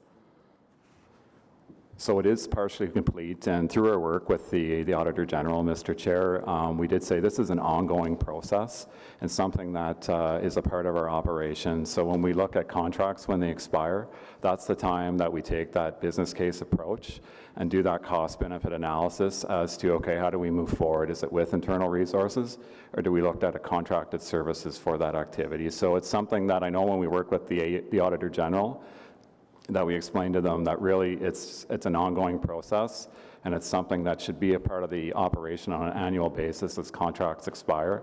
Then we do that analysis and look at the cost benefits of internal resources versus contracted services. Are you saying, when you say an ongoing process, does that mean it's never complete? We're never going to see an increase in standards that will help residents who are complaining and need better road maintenance and snow clearing in the winter? Mr. Chair, I think there's two things that the councillor is speaking to. To just build on what Mr. Levesque said regarding taking a look at contracts as they come up, we did just have a large contract maintenance of the 174 that came up. We did a complete business case on it, and it was determined that it was better to be contracted out, so that was retendered. The standards review will be coming up in the future, and that's where we'll have a closer look at our maintenance quality standards, and if there are improvements or adjustments to be made on maintenance quality standards. The work we're doing this winter, although we're not changing the standards, we're still going to be working towards our council-approved standards. We are doing, as Mr. Levesque pointed out, many things, including resource balancing, consistency of approach, consistency of material, and that will all lead to a better, I think you'll see a better result this winter. Okay, thank you. On recommendation 10, in 2014, it was recommended through the Auditor General that there would be enhanced monthly financial reporting, giving commentary on the performance associated cost drivers. This would be like monthly lane, kilometer costs, impact to monthly precipitation, all the things that we're apparently measuring right now because it impacts service delivery. Management at that time agreed with this recommendation. It was passed by City Council, yet there was a corporate alignment in 2016 and basically abandoned what this was going to do. Why would you have the authority to do that if council has already directed you to do this? So we continued to look at those business processes and reporting mechanisms in order to collect all the data that was recommended through the Auditor General with regards to key performance measures and indicators within our operation. So that's something, even though the audit happened in 2014, as I'd mentioned previously, there was quite a bit of work that needed to be done to get the business processes in place, to get the system mechanisms and reporting mechanisms in place so that we could obtain that data in order to pull it together in a dashboard format that's centralized and house all the information that we can view it kind of more broadly and in a dashboard type format. Well, you know, it says the management update that after realignment was determined that the enhanced scorecard was too cumbersome. I mean, are you working on this or not?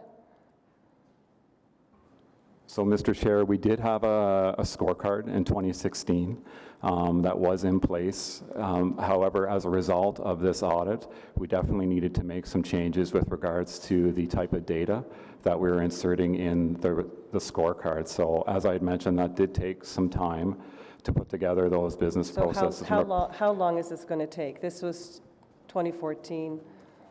Yeah, it will be completed as per our last follow-up and comments with the Auditor General. It should be completed by Q2 of this year. So like I had mentioned, we're just pulling together those final pieces to make the dashboard. So, okay. And I just had one question about the salt truck deliveries. I know that you've notified or told staff not to tell the salt trucks that they're going to be measured, and I guess we've been told that staff are not doing that. How do we know that staff aren't notifying them? Is there some way to verify whether or not the salt truck just comes in without knowing when it's going to be measured? So, Mr. Chair, those expectations are obviously clearly instructed to staff at the beginning of every year, in addition to what our standard operating procedures are for actually receiving salt. And in the case where we do weighing of the salt trucks, that's all outlined in kind of the expectations and the orientation we do with staff at the beginning of the winter season, obviously referencing the standard operating procedures that we had put in place. But is there a way to verify that they're not notifying the drivers? If we do hear of that and that issue is brought to our attention, we do manage that. If you do hear that they are telling the drivers that they're going to be weighed, that's just other staff reporting? I think there's a miscommunication within kind of our audit with the Auditor General. I know that point was raised, but then we had come back and we said that wasn't an issue within our operation where we actually had staff notifying the truck drivers that we were going to be weighing that day. We did do clarification. We did follow up once that was brought to our attention, and I believe when you read through the audit, you can see that that wasn't actually happening within the operation. However, we did take it seriously and said that we do need to have expectations clearly laid out for staff, and we do need a standard operating procedure, which we had put together. And that's just communicated verbally to staff? No, Chair. All operating standard procedures are given to staff, and they're trained on them. And I will add that, I don't know if the Auditor General wants to elaborate, the whole process of weighing salt trucks coming in was audited by the Auditor General staff, and I think they were fairly satisfied. Yeah, I would add we tested a couple of salt truck weighings. I mean, to the extent we could certainly tell the drivers of the salt trucks didn't know they were going to be weighed. Okay. They were. It's a bit of a timely process, and they really weren't too thrilled about it, but nonetheless they complied. Okay. I thank you for that. Thank you. And if there's no other questions, Councillor Kavanagh has to go back on. Thanks. Just wanted to talk about parked cars because it's mentioned a few times in the recommendations, and it's one of those ongoing things with people scrambling to get their cars off the road. But I wanted to know how much of a cost does that put on our system when those cars are in the way? Does that really slow, because it's mentioned a couple of times in the recommendations, is this a really big problem in terms of costs? Chair, it's hard to quantify. It is definitely an impediment to our plowing operations. In order to rectify it, we've been working with our bylaw partners, but we've also implemented, as you're probably aware, one-sided parking for problematic areas, and that's something that we've started a couple of years back and we're continuing to improve, to expand upon as we go forward. Thank you. I know it's with the amount of snow we got this winter, the problem is where to put the snow, and so every time there's things in the way, these are major problems. I just wanted to know in terms of cost saving, because it's asking for efficiencies, how do you see this possible with winters like we had this past year? How in terms of finding any kind of efficiencies? Chair, our continuous improvement process is always looking for cost savings and efficiencies and better ways of doing things, but I will say that in a winter like we had, it's pretty tough to contain costs because really this winter it was all hands on deck. Thank you. Thank you very much. Just a couple of questions, comments on this. Further to the dashboard, Q2 2019, will that go to Transportation Committee? The dashboard that will be produced as a result of recommendation 10 that was brought forth by Vice Chair Meehan? Mr. Chair, the intent of the dashboard was to use that to inform conversations with councillors with regards to service delivery within their ward, as well as to discuss any issues that they may be experiencing on a year-to-year basis with regards to our winter operations. Okay, so that doesn't need to be approved by Transportation Committee or get comment? You will roll that out and provide information to councillors so that we could share with our constituents? Correct, Mr. Chair. That would be something that we would meet with you and have that discussion with regards to the information within it. And just one more with respect to, again, Vice Chair Meehan, about recommendation 17 and the salt trucks. I'll just bring to your attention that the recommendation was that winter operations ensure that all operation technicians do not notify delivery trucks in advance that they will be weighed. And I recognize you said that you didn't observe that, but you did agree with the recommendation. So again, while it's been incorporated in the training, I would like the department to further ensure that there is no, that delivery trucks are not advised that they will be weighed, and it's on a random basis, so that we ensure that taxpayers of our city get the products and services that we are paying for. We'll take that direction. Basic, Chair. Good operations. And thank you very much, and thank you for your service last winter, Mr. Wiley. It's been difficult, and winter's ongoing. Thank you. Mr. Auditor General, we are at item number Audit of IT Governance. Merci, Monsieur le Président. Je veux rappeler les membres du comité pour les dernières 3 suivis. Nous avons travaillé avec un expert dans le monde technologie et information. Sur le suivi de la gouvernance des TI, 4 sur 9 recommandations sont complétées, mais il reste toujours des certain nombre de secteurs essentiels. Thank you.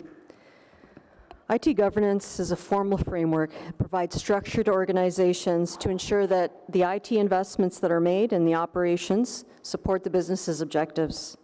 Essentially, it ensures that the organization is aligning its IT strategy and operations with the organization's strategy and objectives, and it's an integral part of the overall governance of the city operations.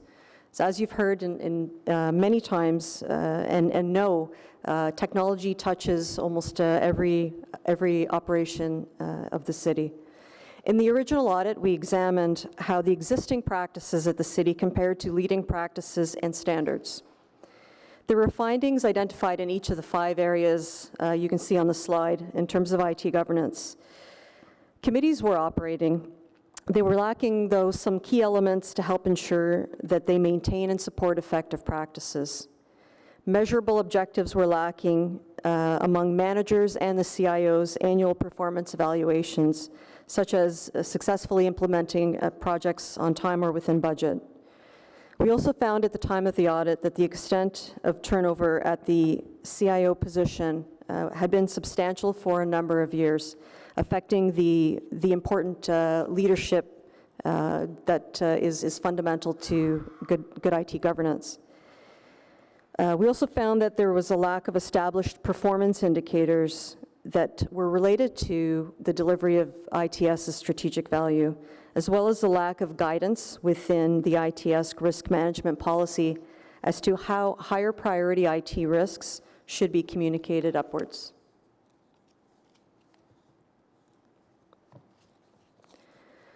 With respect to our follow-up work, as Mr. Hughes had mentioned, 4 of the original recommendations were considered or assessed as complete, and 5 were considered partially completed. So some good progress had been made, and a number of key activities had been completed, although there were still a number of areas, important areas, that require further remediation. ITS has established visible linkages between IT services and the city's broad objectives, both through a new intake process as well as the ITS strategic work plan covering the period from 2018 to 2020. We found that although the ITS scorecard had been discontinued, it was replaced with a different mechanism called the client dashboard. The dashboard at the time of our work was still in a pilot phase and still needs to be fully implemented. In considering the area around performance measurement, objectives and key results metrics, and I'll refer to these as OKRs, these were introduced in the ITS strategic work plan, where each branch is responsible for developing key results that align to the ITS objectives and that directly support the strategic directive of the corporation. However, we found that a number of high-risk findings that were identified among the 3 IT audits that we're following up on, and these date back to 2015, were not fully completed, or in some cases not started. Some of these aspects we'll discuss in the closed session with respect to the audit of IT security, but we would have anticipated that these recommendations and the actions to remediate the risks that were identified would have been in the objectives and results monitored to completion by the department. It was also recommended in the original audit that objectives for the CIO be measurable. The CIO had completed his last performance evaluation, and performance objectives were outlined by the OKRs that were just mentioned. However, again, some of the risks and the actions that were in the original audit report were not included, and thus, as we see, not completed.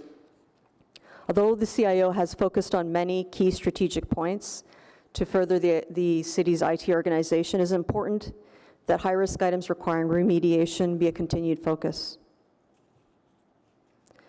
In our original audit, we outlined that the extent of turnover at the CIO position has been substantial. This has continued. Since 2012, June, there have been another 7 individuals either in a full-time or acting role in this position. The original audit recommended that the recruitment of an experienced and appropriately qualified CIO be expedited. At that time, there was, I believe, a temporary CIO in the position, and that had followed a period of turnover. We noted that the most recent full-time CIO was appointed in July 2016. There was no internal or external search that held for the fulfillment of this position. The selection of an appropriate candidate for the critical CIO position is one that should not be made lightly, and we felt that it did not align with our recommendation. We recommended also that management develop an effective CIO succession plan. At the time of our audit follow-up, a formal documented succession plan did not exist for the city's CIO position. That's all. If there are any questions. Thank you very much. Councillor Meehan. Thank you, Chair. I don't think we really have to overstate the importance of information technology in our world today. We had an incident not that long ago, and we're hearing continually about breaches in government and companies that is costing everybody a lot of money. I am concerned about the number of CIOs that we've had over the past several years, and I'm just wondering why the high turnover, number one, I guess is what I'm saying. And the other question I have is why there was no external or internal search for a CIO. It seems to me that there should be better oversight and a plan in place to have the best qualified person in this position. I'll attempt to answer that, Councillor. So we have had a succession of CIOs in the City of Ottawa.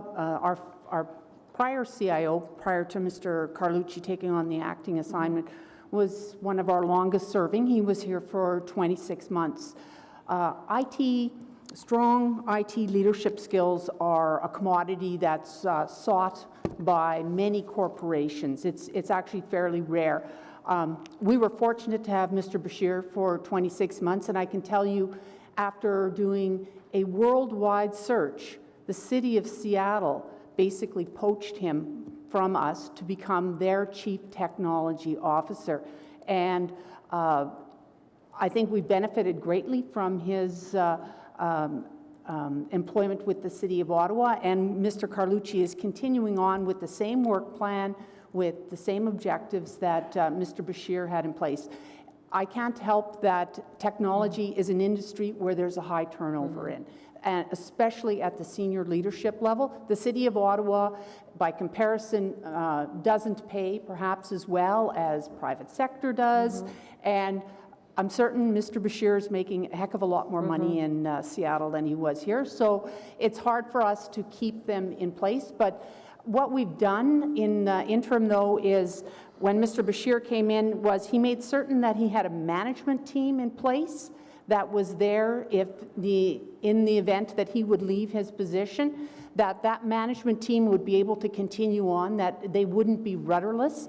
The development of the OKRs is one of the prime tools to make certain that happens, because those OKRs are for a 3-year period, and so they continually work on those, they continually evaluate their progress toward them.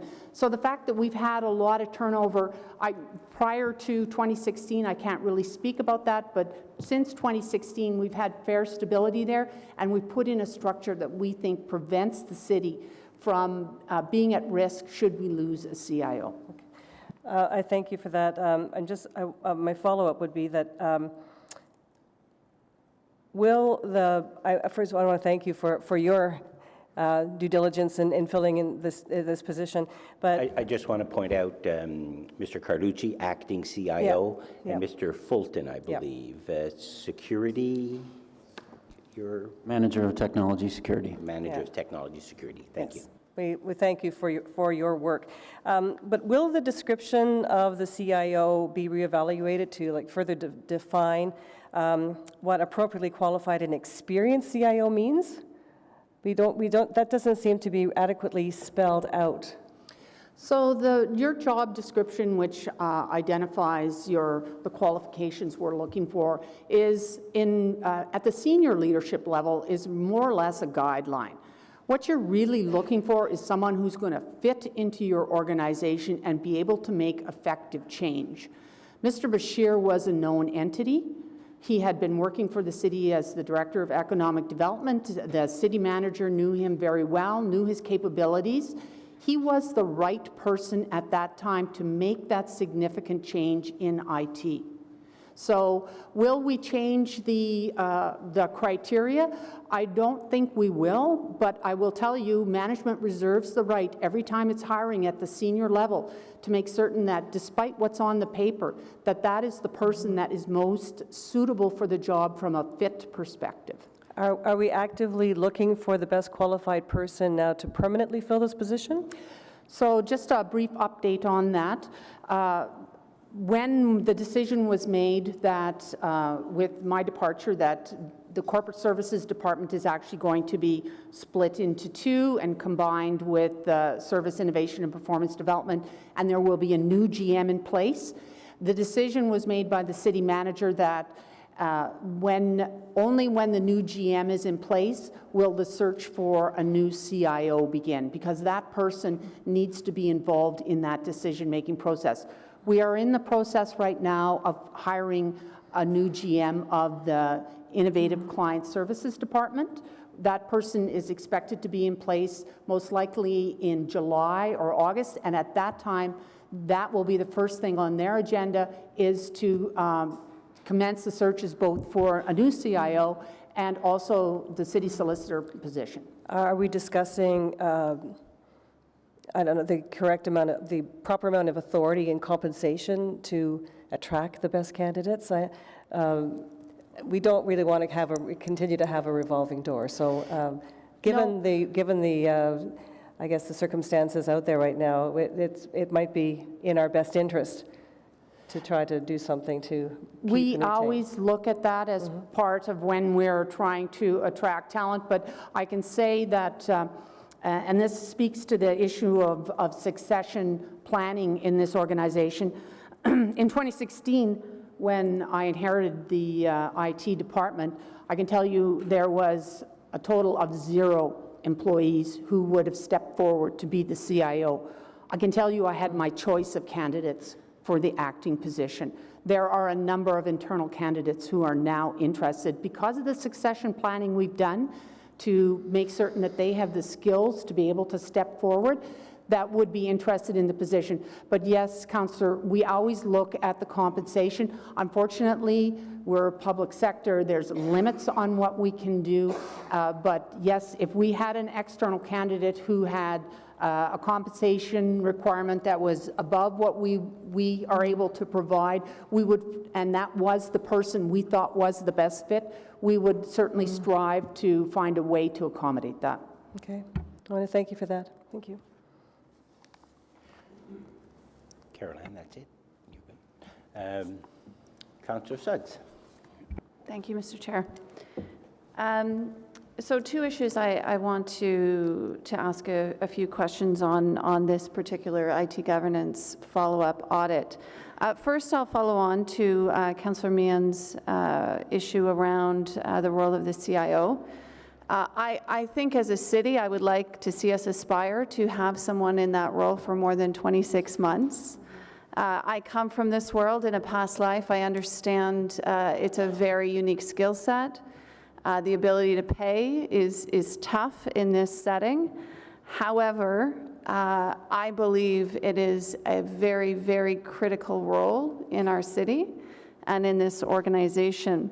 I've asked some questions in the past, and I think they're still valid now, around whether we have the right structure in place, whether we are setting up this individual for success and having a seat at the executive table, whether it is a CIO versus a CTO role is another, I think, very valid question, and I know there's some work underway looking at models of other cities.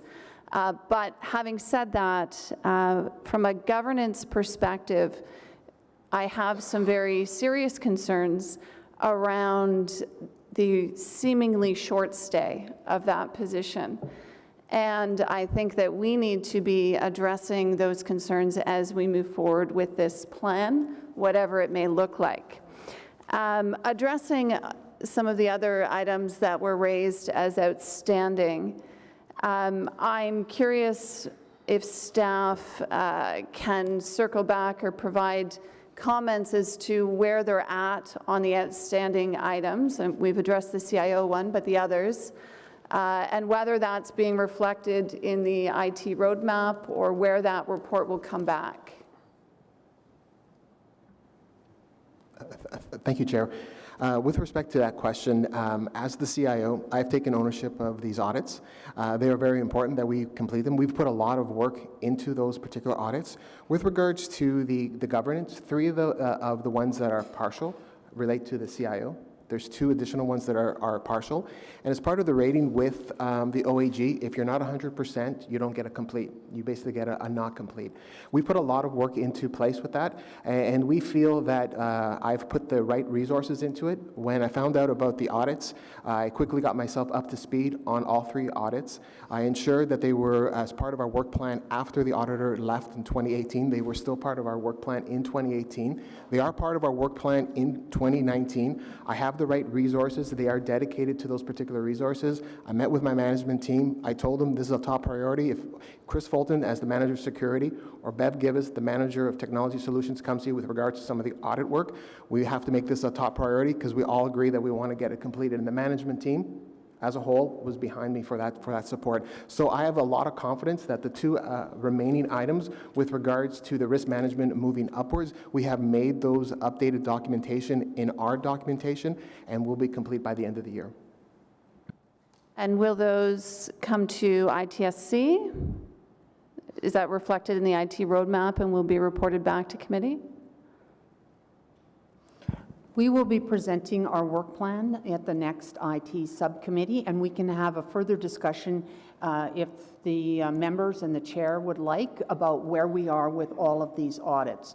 So there were 5 incompletes. Mr. Carlucci is speaking about 2 of them that are almost complete. The remaining 3 revolve around the issue of the CIO, his qualifications, and his performance objectives, and the succession planning.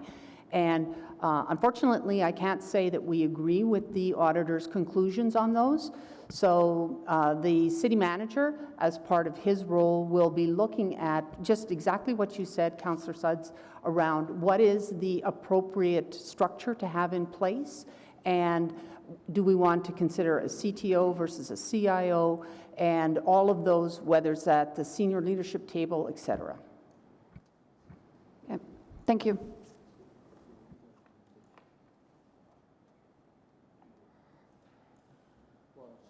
I'm just wondering if we need I'm just wondering if we need a direction to make sure that we'll follow up at IT subcommittee with the follow-up, and so we can. The chair is here and he's listening to the discussion very attentively. So I'm assuming that we will be having this discussion at IT subcommittee. Thanks. And just to confirm that I have spoken with the city manager about the IT subcommittee playing an active role in making sure that the items that have been identified by the auditor continue to be followed up. So we don't need to necessarily wait for the auditor. We'll be seeking answers from staff about their progress at IT subcommittee as well. I'm keen for us to be a part of a productive part of the conversation. Councillor Kavanagh. Thank you. I'm quite aware that there's an overall shortage of IT expertise out there, very much. And I'm wondering about our counterparts in other cities. Again, this is obviously something that they're probably dealing with too. Do we have any information about that in terms of comparing ourselves, in terms of their ability to hold on to IT experts? Because I'm sure that it's probably a common problem since it's an industry-wide situation. Mr. Chair, maybe I could answer first, and that is that I've been in touch with a number of CIOs at a number of municipalities in Ontario, and a number of municipalities have not seen the turnover that we see here. Oh, that's interesting. Because I was thinking in terms of raising it with FCM, in terms of, you know, this is something that we have to look at in the future, because obviously it's not just getting the person now, a CIO, but also just in terms of, you know, next steps of making sure we have replacements and we train people up for these positions. So I think if I think of us as an industry in terms of FCM, I think I'd make a recommendation that we look into that with them to build up the number of people who have these expertise.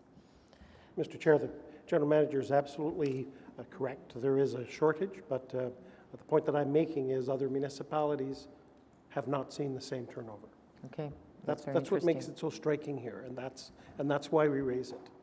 Okay, thank you. If there's no other question, Vice Chair Meehan is asked to come back on the list. Thank you. Just a follow-up to what Councillor Kavanagh was asking. The technology, as we know, is evolving so rapidly. It's hard to keep up with. I was reading an article on the weekend about the bad guys. We cannot in any way keep up with the bad guys. With the role of CIO, is there ongoing expertise and training and communications with, experts in the field about the risks, where the breaches could possibly happen, all that? Are we doing our due diligence in that respect so that you can be afforded of the best possible knowledge and the latest developments in hacking or and in risk assessment and plugging those holes? Yeah, that's one of the major challenges that we face, is keeping up with the evolving threats. They're becoming more sophisticated, as you mentioned, and more tailored and targeted to us. They do their research before they basically try and attack us. So, yeah, it's been a constant stay in touch with industry trends. We subscribe to a number of services so that we're aware of the evolving threats. We have strong partnerships with CGI, our managed security service provider, and with Microsoft. We rely heavily on their threat intelligence. We talk to our peers within Canada and make sure that we have a good pulse on what we're trying to protect the city's information from. I'm confident with all the work that we've done on staying on top of the evolving threats and the defense mechanisms that we have put in place. Councillor Hubley, please. Thank you, Mr. Chair. Mr. Auditor General, when like this is a theme in your audit and the follow-up is the role of the CIO and how critical it's been that we haven't had a steady CIO. As part of your review, did you see if there was any exit interviews done as a normal practice with senior managers especially? There should have been some sort of an exit interview done. Was there any theme in those interviews as to why we're losing? Mr. Chair, we did the, this of course is the follow-up, and when we did our audit a number of years ago, it wasn't a common practice to conduct exit interviews, and we did not check to see if there were exit interviews for the purpose of this follow-up. So maybe, Madam Treasurer, if you'd like to comment on that. You know, I know that you maybe can't give us the content of any of the interviews that were done. What I'm looking for is whether or not there was some kind of theme as to why we're losing our CIOs. I can speak to the last CIO, who I did do an exit interview for. So Mr. Bashir is now the Chief Technology Officer in Seattle, and has a budget of $277 million and 680 employees, and probably 3 times the salary he has now. So that was the reason why he left. He was poached. Prior to that, we had 2 CIOs who actually retired, and I can say that the most successful CIOs we've had in this corporation have actually been the internal ones. Every time we've brought in someone from the outside, it's been a struggle because the culture at the City of Ottawa is different than the private sector, and it's different than the federal government.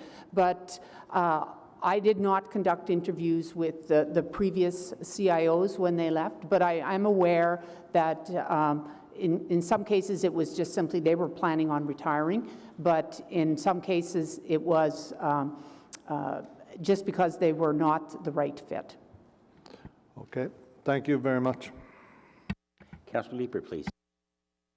Thanks, Chair. One of the themes, I guess, of what we're discussing this morning is people and their development and their retention. And one of the things that I found changed a lot between the last term of council and this term of council, and a lot of it is due to SAD, and now I know Sandro is keeping that going, is a bigger focus on developing our people in the IT department, and particularly of giving them the opportunity to develop new capacities, to find taxpayer savings through developing new skill sets, the kind of work that keeps people wanting to work for the City of Ottawa. I don't have that complete list of everything we've done, but I was wondering if perhaps Marion could address her perspective on some of the shifts that have taken place within the IT department from the top on down to do a better job of retaining people from the top to everybody in the organization. Certainly.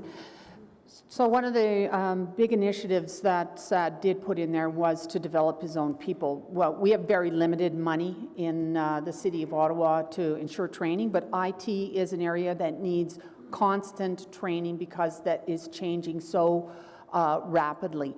So one of the tools that he was able to implement, it's at a very cost-effective price, was an online platform called Pluralsight, where, and I don't have the latest numbers of how many hours of training we've taken, but if I recall, for 2018, it was well over 2,000 hours of training. So Staff can go on, we find they go on in evenings and weekends, they can go online and get training on IT areas that are evolving. There's thousands of training items on that platform. In addition to that, we looked at all of the staff and looked at where they wanted to progress and came up with learning and development plans for them. We have defined a number of areas where we require certifications, and we've outlined to staff, if you want to go and get a certification in this particular area, we're willing to pay for, in most cases it requires a fee to take the exam, but for the training beforehand, so we've established certifications.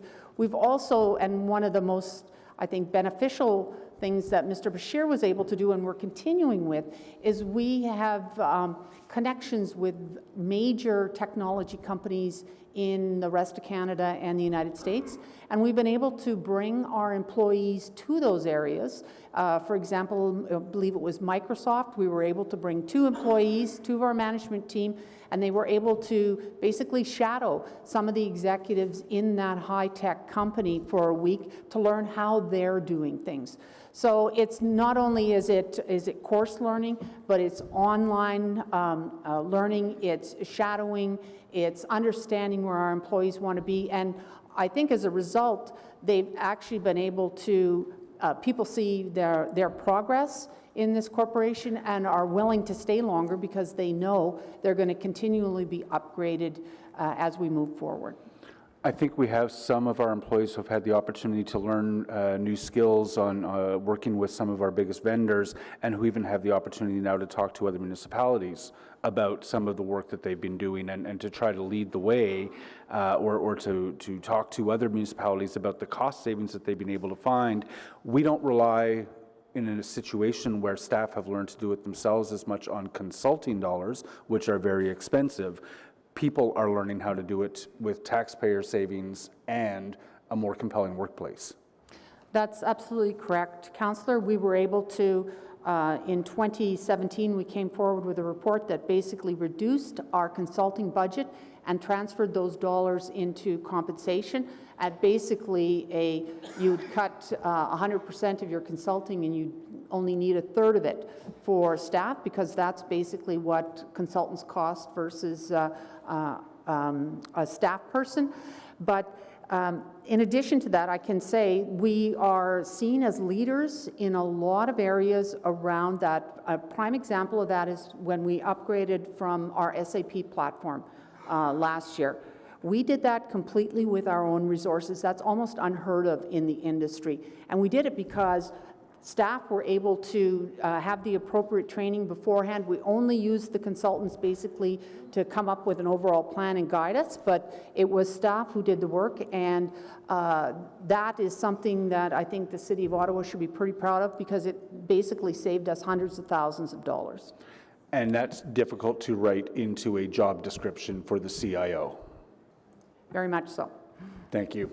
Thanks, Chair. I appreciate that you brought it back to the issue of governance, and thank you, Madam General of the IT Department and Madam General Manager. Thank you for your comments. I just want to point out, while you mentioned fit and leadership and a change agent as important characteristics of a new permanent CIO, and I recognize that, I think what you've heard from others is that there are some skills and education and experience that are important, and you've mentioned that you are developing those skills within our internal candidates, and that is an important source of recruitment and retention of recruitment for the new CIO, and so if I simply wanted to emphasize that.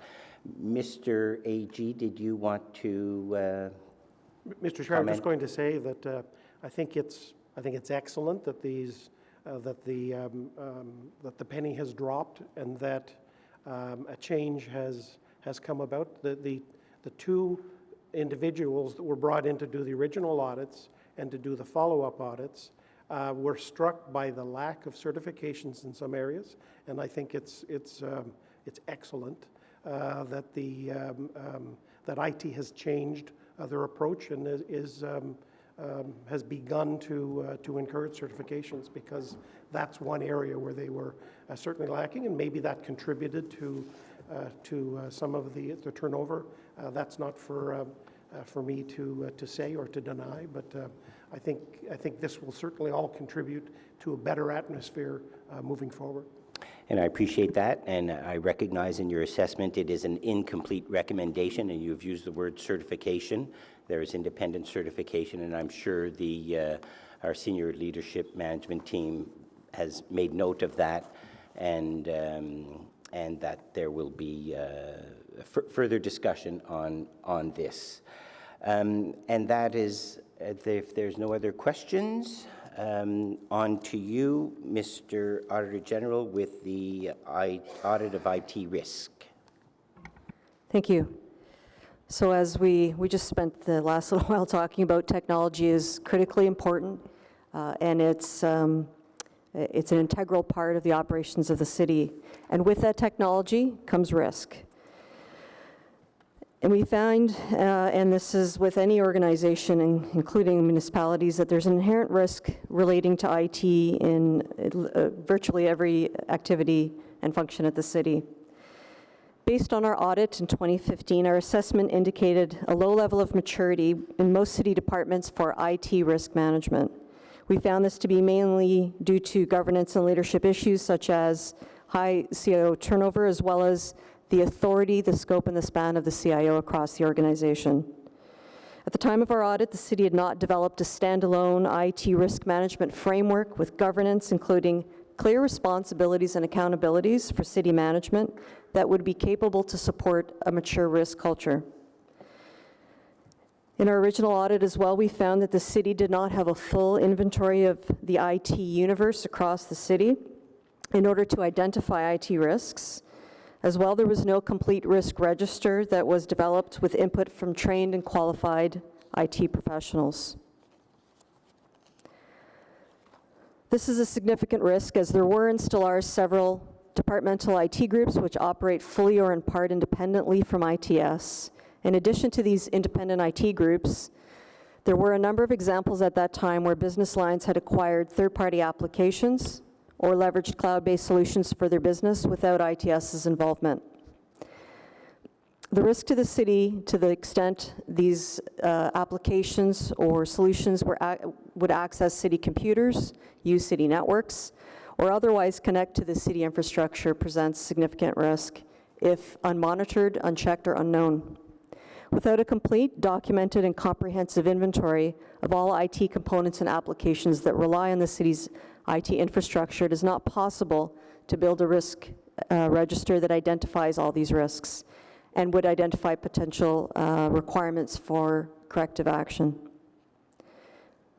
As well, with respect to the original audit, we found that the CIO's authority and ability to influence and manage IT resources was found to be limited, as staff responsible for IT in various departments and agencies were not accountable to the CIO, and lines of authority were not always clear. As well, the CIO's authorities and responsibilities for citywide IT risks were not formally defined.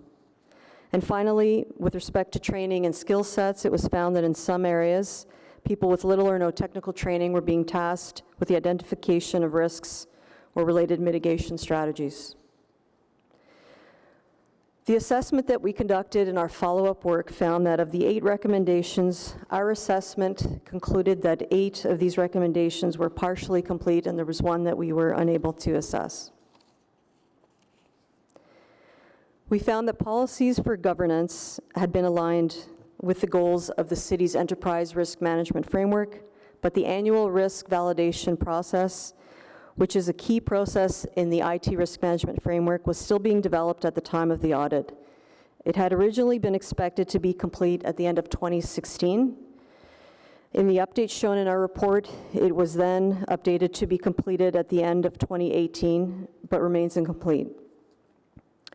Roles and responsibilities have become more clearly defined with the introduction of the IT risk management framework.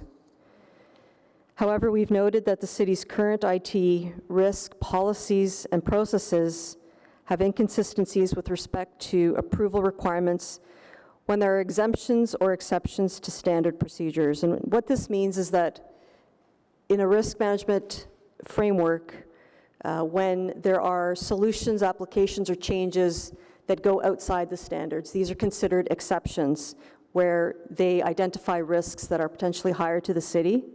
And there's a process where these are required to go to either the senior leadership team or the Technology Security Risk Management Committee for approval. We reviewed all the items that had been identified, and in our assessment and in looking at the policies and procedures that were in place, we had expected that they would have gone to these levels of approval. What we found instead was that they were approved at the CIO level or by the manager of IT security.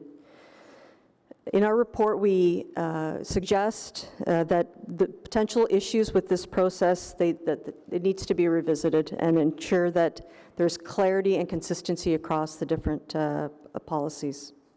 One example of this was with respect to an issue identified where there was going to be private resident information that would be stored out of country. And again, we saw that that didn't come to these committees for approval where we had expected based on the nature and the risk associated with it, that they would have been heard, explained, and then gone through approval with those committees. We further identified that some resources continue to lack formal risk training to assist with performing risk assessment responsibilities. We also found that the IT inventory universe has not been completed, and this would serve to support the identification of potential IT risks. This was due at the end of 2017. For the identification of IT risks for existing technology at the city, an attempt was made across 2 service areas out of 53 to assess risks of existing technology in place. The approach was then abandoned, and it was decided that a modified method would be used, which in our opinion, and we state this in our report, does not adequately address the recommendation or the underlying risks. When using this approach, coupled with an incomplete risk universe, the city may not properly identify all IT risks that do require assessment and potential mitigation. So those are the key elements that we wanted to highlight on this follow-up. I'm happy to answer any questions you have. Vice Chair Meehan. Thank you.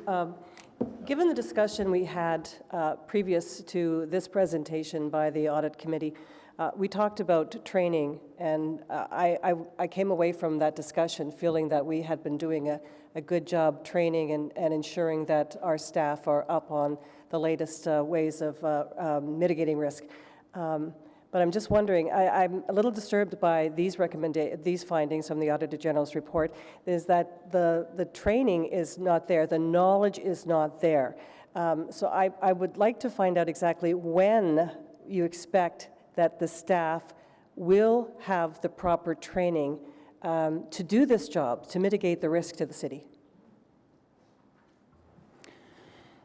Thank you, Mr. Chair. We in technology security are one of the areas that we do a lot of formalized training.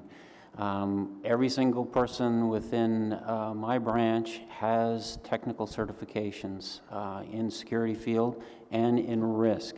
Where the Auditor General is referring to individuals not having expertise in risk assessments is on the BSS side in one of our processes doing validations of risks.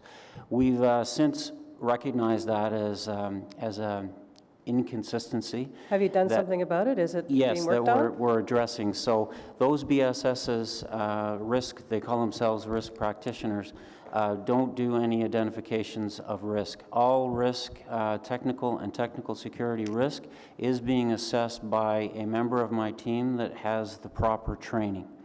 And that's the way that it works right now with all the assessments that happen.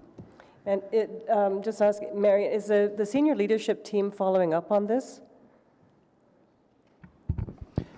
Yes, I'm well aware of this. So part of what we do, because security is such a small group, is that We actually are looking to have security become something that's not just the responsibility of the 9 folks who work in Chris's area, but are something that's actually a responsibility of all of his colleagues in IT, and then it sort of cascades out from there. We were using, in order to advance this objective, the skill set or the talents of our business support services units in each department, but we were very careful that those people were actually not responsible for identifying and mitigating risks. That's actually always done under the supervision of somebody who is an accredited risk practitioner, so that we're having, we have confidence in the results that are coming out. Well, you can call me naive, but this audit was brought down 4 years ago, and we're still working on this. And that worries me. Why is it taking so long to do this? I mean, a hacker can take, I don't know, it's minutes to breach our system. Yet we're still working on this 4 years later. I think this is unacceptable. Yeah, as Sandro mentioned earlier, in order for us to get a complete on these recommendations, we have to have it 100% done. At the Sorry, time, can you say, sorry, I missed that? That you have to? we have to have it 100% done. So in order to get a complete on these recommendations for risk management, we have to be 100% done. So when, at the time of this follow-up, what we're saying is 75% of the deliverables leading to completion of all of the recommendations for this report were complete. The reason why we weren't getting 100% done on some of them was as a result of 2 items in particular. One was the inconsistencies on the approval authority, and the other one was the annual validation process or exercise. That validation process was finalized in late 2018 after this assessment, and it was unable to assess at the time because we hadn't actually gone through one of the execution of that process, which is actually planned for Q4 of this year. So, you know, we have done significant foundational work to satisfy this audit. A couple of those things in particular are the well-established technology security risk management governance structure that we have in place that has been utilized to accept, approve, reject, deny risks, technology and technology security risks at the city. We also have, as was mentioned earlier, a framework that has been developed by certified risk practitioners, and that governs how we do our risk. We have supporting processes that actually feed into our risk register system that's been put in place. And that risk register system has been actually the biggest thing for us in managing our risks. It's fully automated. It takes input from our risk assessments templates, automatically loads it into the database. It alerts us when action items are due, which is something that we never had before. That in itself is a huge benefit for us to effectively manage risk here at the city. Do you think it's satisfactory? I mean, if I were to hire a locksmith and after 4 years he'd only completed 75% of the work, is that acceptable? Because that's basically what we're being told here. I think the work was Mr. Chair, the work was delayed as a result of a lot of the 2016 reorg that was happening within IT. I came into this role early in 2017, and when I did, SOG gave me a mandate letter that said, make these audits a priority. And from that point on, I developed a work plan, and significant work has taken place in both audits that are within my team through 2017 to 2018. And the validation process couldn't really be executed until we had significant risks populated within our risk register so that we could actually run through a validation exercise with our service areas. I'll have to accept that because I'm not an expert, but thank you. One additional item that I'd like to add, if that's okay, Mr. Chair, is I met with their technology solutions manager once I found out the status of these audits. And what we're going to be doing is we're going to be assigning an internal project manager to help finalize a lot of these items. So a lot of work has been done. We're saying 75%, but in some areas it might even be more than 75%. As Mr. Fulton alluded to, with regards to the exceptions, the validations, and then the misunderstanding of the training with regards to BSS, it gave us an incomplete on all of our items. But a lot of work has been done. Security is very important in IT. As the CIO, that's one of the things that we talk about on a bi-weekly basis of management meetings team. We've had our OKRs, which is our work plan. We review it monthly. And one of the things that we do is we don't work in silos. Previously, before 2016, the applications did their work, security did their work, another area did their work. We work very closely well together, and we will reallocate the appropriate resources, just as we're doing with regards to Technology Solutions Manager. I'm asking, give me a PM to help me finish these audits. And I'm confident if we put that in place with the hard work that we've already done, and we take security really, really very seriously at our department, we will get these completed by Q4 2019. Councillor Suds, please. Thank you, Mr. Chair. Putting into context that this audit was done, I believe it was 2015, and we're now doing the follow-up. The IT landscape, obviously the risk landscape, has grown tremendously over that period of time. Of course, as taxpayers continue to demand services in more digital and other ways, how are you addressing that changing risk landscape? And is that reflected, as you've mentioned, the new risk assessment systems that you've put in place? As all new projects and initiatives are run through technology solutions on intake, we're involved right from the beginning. So every single change, major change that takes place, a member of my staff with the client focus area looks at, reviews, assesses that change depending on the risk approach that we take with that certain change. Meaning how big is it? Is it bigger than a bread box? Is it small? We have different assessment methodologies that we use with each one of those circumstances. That information is now rolled up into our risk register. If there is any area that we feel that isn't being properly mitigated, that's where we engage the technical security risk management governance structure and ask for their approval. That's where we're now involving them. There was an inconsistency for a while where we weren't properly utilizing that, but that's now been addressed within our processes, and we are updating the framework to reflect that, and that framework will go up for approval very shortly to the TSRM for approval. Okay. Does that framework address timelines, certain checkpoints where you will be referring back to that committee? It does? Yes, it does. Like we have, as I mentioned earlier, action items that get flagged through the risk register system to say, this mitigation is due, or an exemption is due for a review. All of our exemptions are all based on the standards that we've recently updated with input from all of our technology branches within IT. They've had extensive input into development of those security standards. And everyone in IT is fully aware of what those are and how they relate to the policy.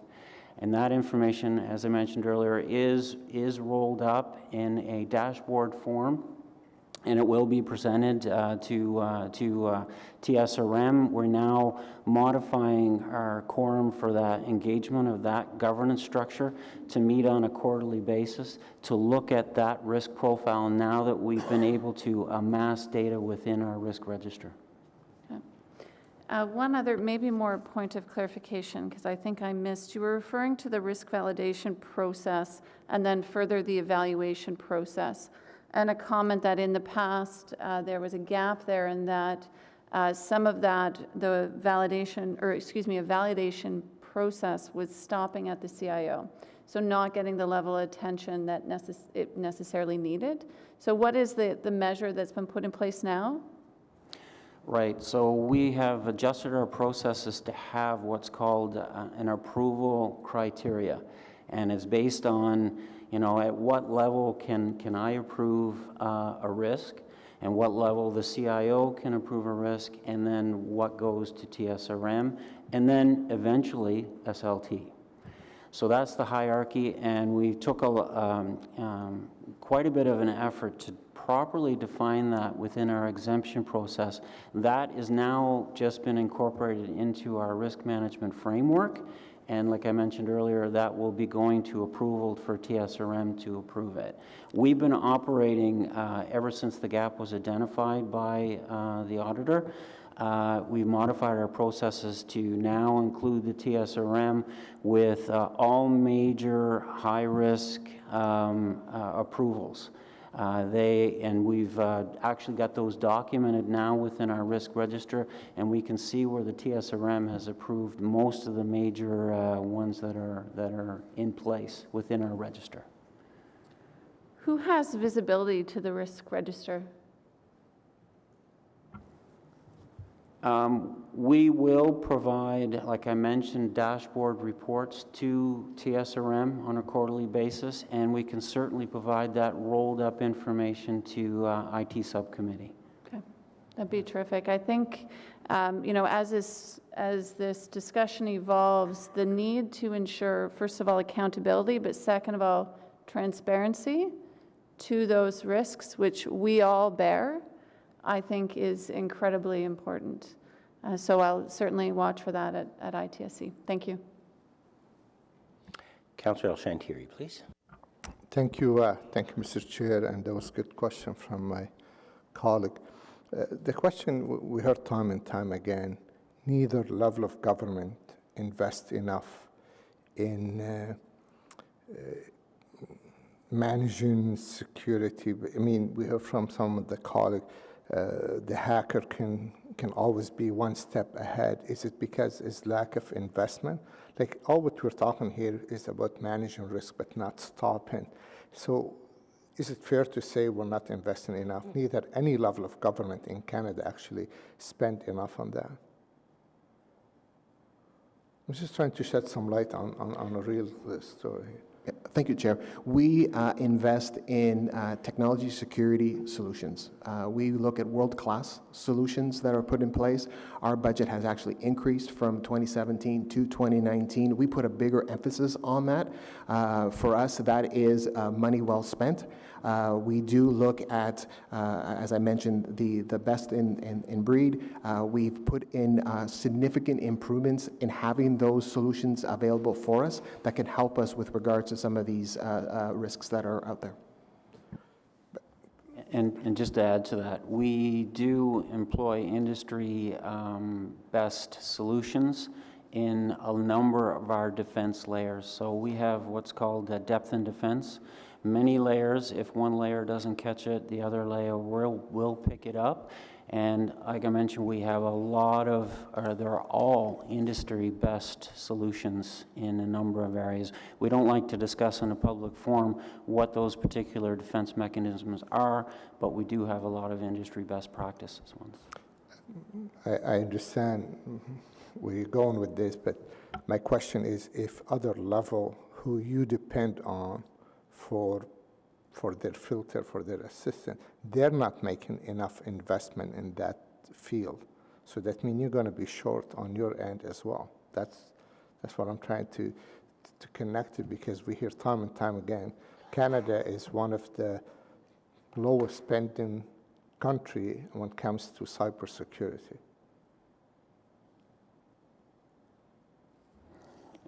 As Saad mentioned, or Sandro mentioned earlier, we have increased our budget. I think it was it 25% we calculated over the past 2 years to help with making sure we're monitoring our technology ecosystem properly, meaning everything that, that IT looks after on behalf of the city.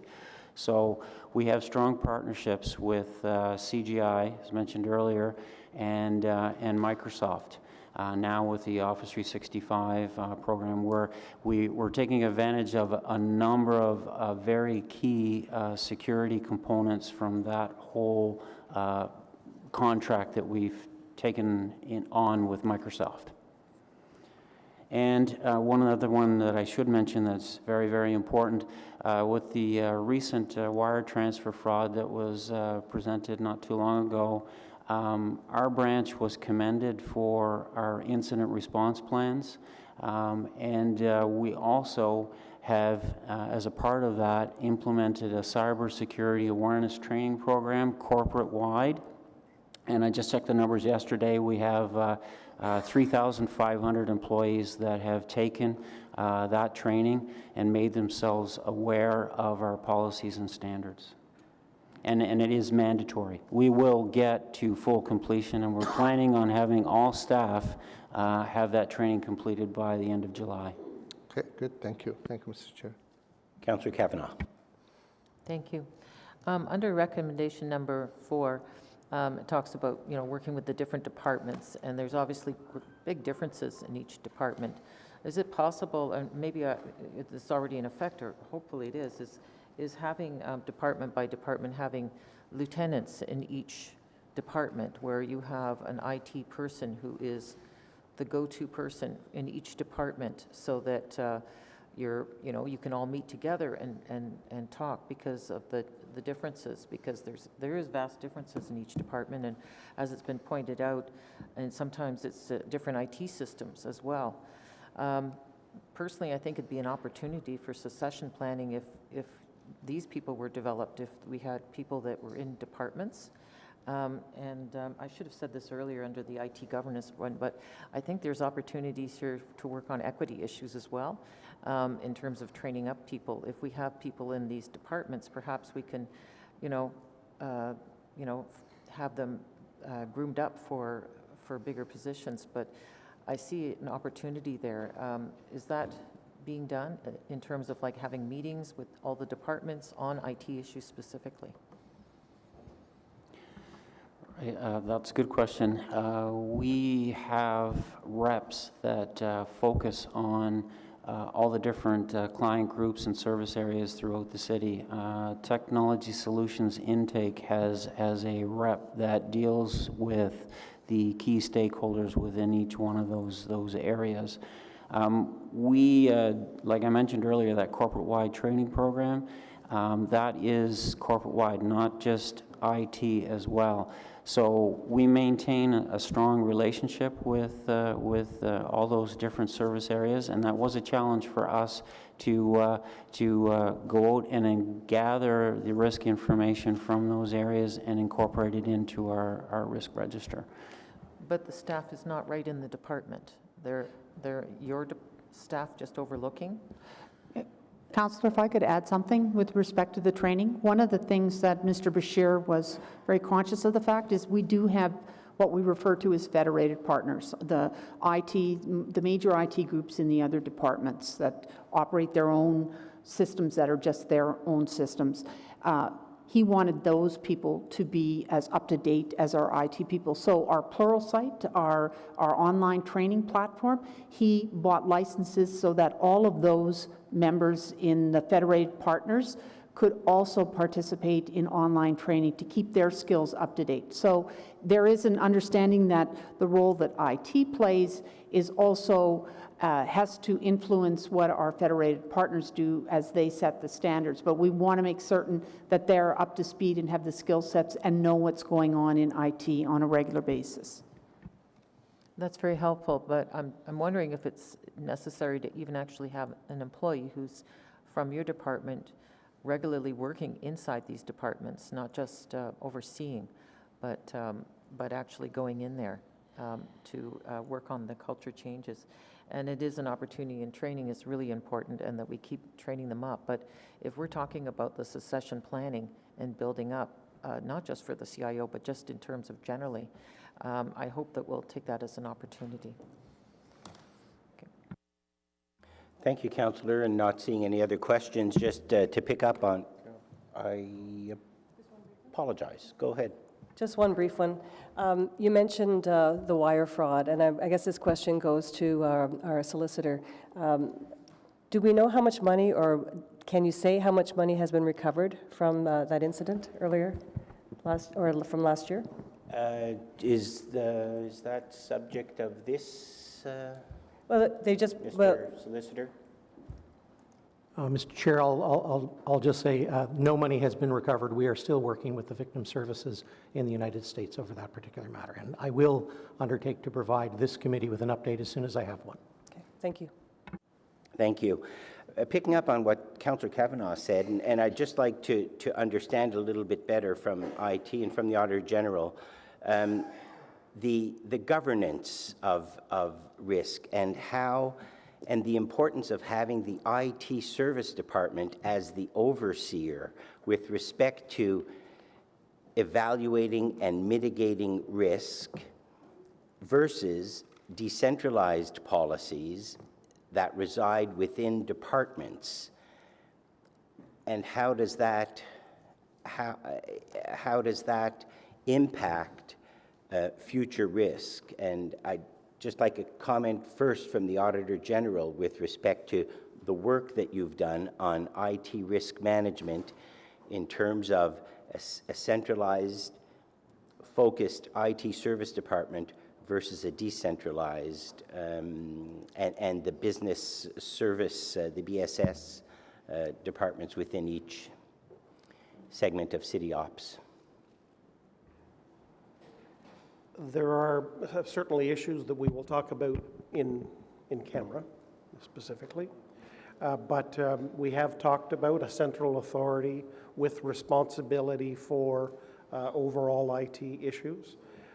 In an organization with 17,000 people, $4 billion budget, it isn't rare to have other groups in other departments with a requirement for a strong IT presence. I mean, that model exists in many organizations. But you're correct. Without a single overriding authority over IT, that itself presents some risks.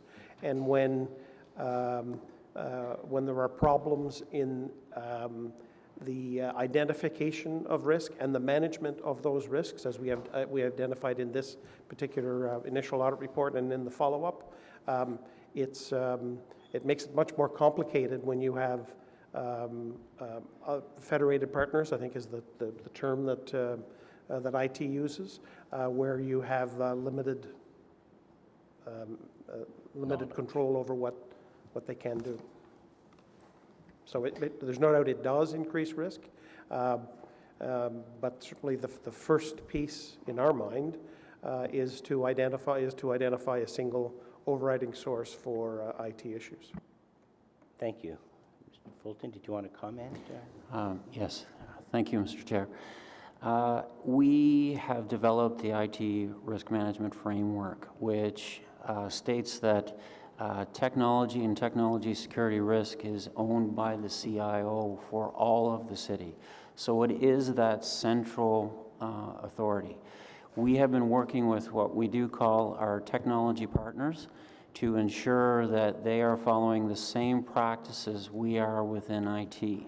We've been working with them on developing their SCADA standards and on developing vulnerability and penetration testing plans of their environments, similar to practices that we do within our own environment.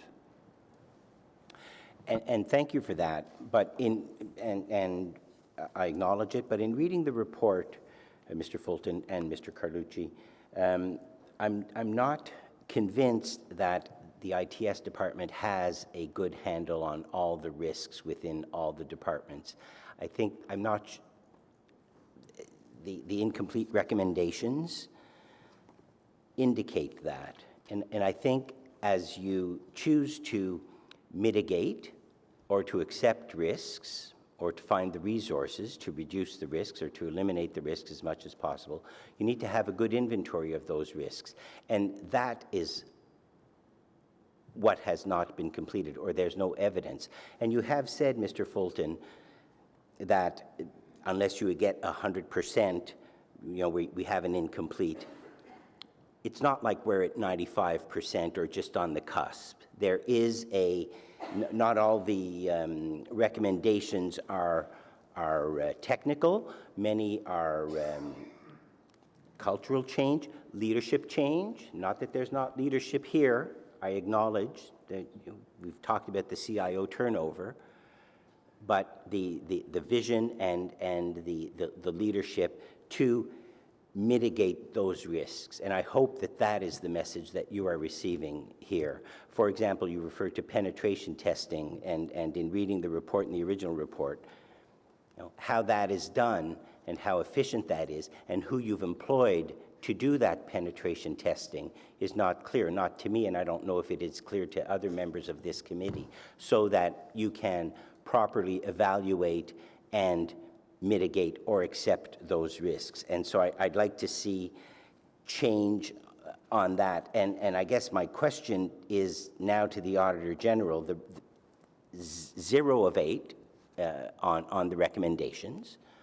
Mr. Auditor General, they're serious and they're not complete. This is your follow-up audit. What further actions should we expect any further actions from you on this audit? Mr. Chair, we generally do a follow-up audit, identify the level of implementation, and then move on. But as we've said here, and as we will say in camera, there are some issues that remain incomplete that are, in our view, serious. And yes, there are some disagreements in some areas, but there is acknowledgement by management that there are some that are incomplete by their own admission. Because of the seriousness of this function, because of the seriousness of some of the areas where the implementation is complete, management has told us that they would be complete by Q4 2019. What we would be prepared to do in this circumstances, because of the importance of the function and the areas left undone, we would be prepared to, when we go in to do a follow-up of remote access, which is another audit report that was done, and the follow-up is just coming due. We would follow up the balance of the recommendations that we now rate as incomplete. And then when we report back with the follow-up on remote access, we would also report back on hopefully we will be reporting back to say now all of these recommendations have been completely implemented. Thank you. And to the ITS department, it's been a while it's been 4 years for these recommendations, and you spoke about investments in 2017 and 2018. Do you anticipate having the resources in 2019 and 2020 to fulfill the commitments that you've made to this committee? Thank you, Mr. Chair. Absolutely. This is a top priority for the IT management team as well as for myself. I am taking ownership of these audits. One of the other items that I did do was I reached out to the OAG to ask if I can have a meeting to get a status, because I was very new to this, and they granted that meeting with me. And at that time, I expressed that I'd be very interested on a follow-up on the follow-up. So I would take that as well, because just to show the committee, this is very important to us. We have made a lot of work, and we want want to prove it that we have done this work, and you will see that the recommendations that have been provided, I think, are very good, some very good recommendations, and we always want to improve ourselves to try to be even a better organization than we already are. So I'm very comfortable that the work will be completed this year. I will make sure that the resources are available in order for us to complete it. As I mentioned, I'm going to get an internal IT project manager to help with that, to kind of just keep the lines going, keeping that profile for us. And as I mentioned, we also talk about it at our management monthly meetings, and this will be one of the topics that we'll talk about as well. Thank you, Mr. Carlucci. And thank you all, colleagues, for your questions on this. We are now at still on item number 3, but audit number 6, and audit of IT security incident handling and response, and a short introduction by the Auditor General. Mr. Chair, the final audit of the final follow-up of the 3 follow-ups that we did is the audit of IT security incident handling and response. And just overall, we can say that we assessed 6 of the 11 recommendations as fully implemented, with 4 partially implemented, and 1 that we were unable to assess. And our presentation will be in camera, and I think it's the appropriate time for us to go in camera. Thank you, Mr. Auditor General. Before we do that motion, Vice Chair Meehan has a direction to staff that is based on some of the questions that we've had today. I do. Thank you, Chair. This is a verbal direction. I would like to direct the City Manager's Office to provide the Audit Committee with digital copies of the Audit Recommendation Tracking Report that is currently maintained by the City Manager's Office. And I'd like to receive this document by the end of the business day today or at the end of this week, whatever you can deliver. Through the chair, we'll endeavor to respond to that certainly before the end of the week. Okay. I also have a motion I'd like to introduce. Is that possible? To resolve into camera? No, right now. You have a motion? Yep, I do. Yeah. Okay? Okay. Okay. Whereas the Audit Committee has heard from City staff and the Auditor General regarding recommendation presented in the follow-up reports that we heard here today, whereas certain recommendations are considered complete by the Auditor General, and whereas sufficient time has elapsed, in some cases 4 or 5 years, to provide the Audit Committee with the reasonable expectation that all recommendations should be considered complete, therefore, be it resolved that the Audit Committee directs City staff to provide an update on all audit report recommendations heard here today, which are considered partially complete by the Auditor General at the next Audit Committee.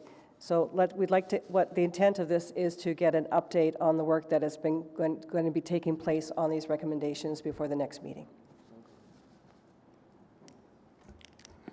Okay, the next meeting is not determined yet. Sometime in July, is it? We have anticipated. I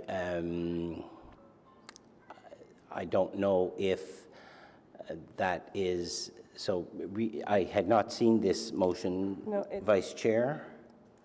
No, we just moved it. And so the therefore again is? Therefore, be it resolved that the Audit Committee directs City staff to provide an update on all audit report recommendations heard here today, which are considered partially complete by the Auditor General at the next Audit Committee meeting. Are you referring to All the ones for winter operations? Yes, everything. Everything that was incomplete. So follow-ups on Yeah, follow-ups on the incomplete items. A status report Yep. by staff. That's, we're sitting at 56% completion rate in some cases after 4 or 5 years. I think that we need to put a deadline on completing these, and I'd like to see that happen sooner than later. Okay, that's a motion. I believe that's a motion. That's a motion. Yeas and nays. Yeas and nays. Okay. Yeas and nays? Yeah, yeas and nays. Yes. Did you have a, sure? Yep. Anybody? No, I'm not going to have a say, but I mean, follow-up on a follow-up. We already have this follow-up, and I think eventually the Auditor General will come back with the summary of all your audit. Am I correct? Like you will be coming back to tell us what's been standing and what's need to be complete. Like we don't want to waste more staff time where we need other audit to take place than go back and follow up on a follow-up. So we heard today, and staff agree some of the stuff has not been completed. They are willing to work on it. They are working on it. If the auditor feel within a year from now need to follow up on this, it's fine. But to have it by the next, I mean, it will be. My understanding, I guess there's two comments that I make. One is what we said that we would do because of the importance of the IT incompletes. We would, when we're doing another follow-up, likely in late 2019, early 2020, we would also further follow up on the implementation of those incompletes. So that would be the IT incompletes. Sorry. My understanding of what was just read was that staff would come back to let the committee know their status on the incompletes. There would be no work required by us. Am I correct? This is the risk when we have a motion on the fly without even have staff look at it, other look at it. So what's the staff, this motion, what does it mean to IT staff?